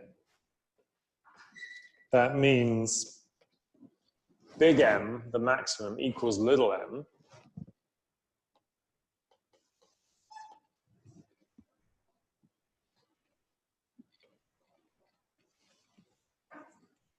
So actually the function is constant.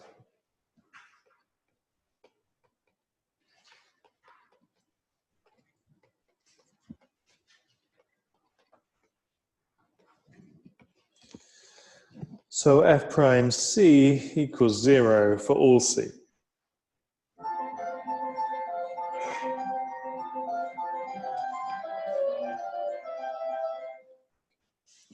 And the final option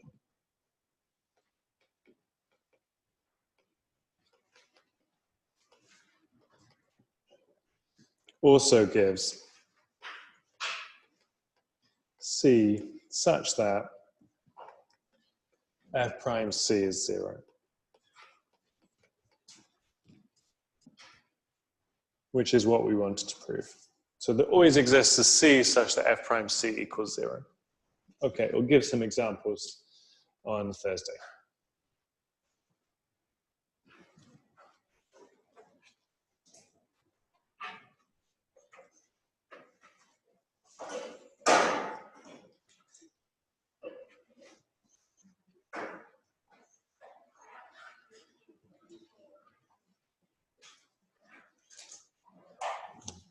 So answer to the question in the chat, if FA equals FB, isn't FX a straight horizontal line? Yes.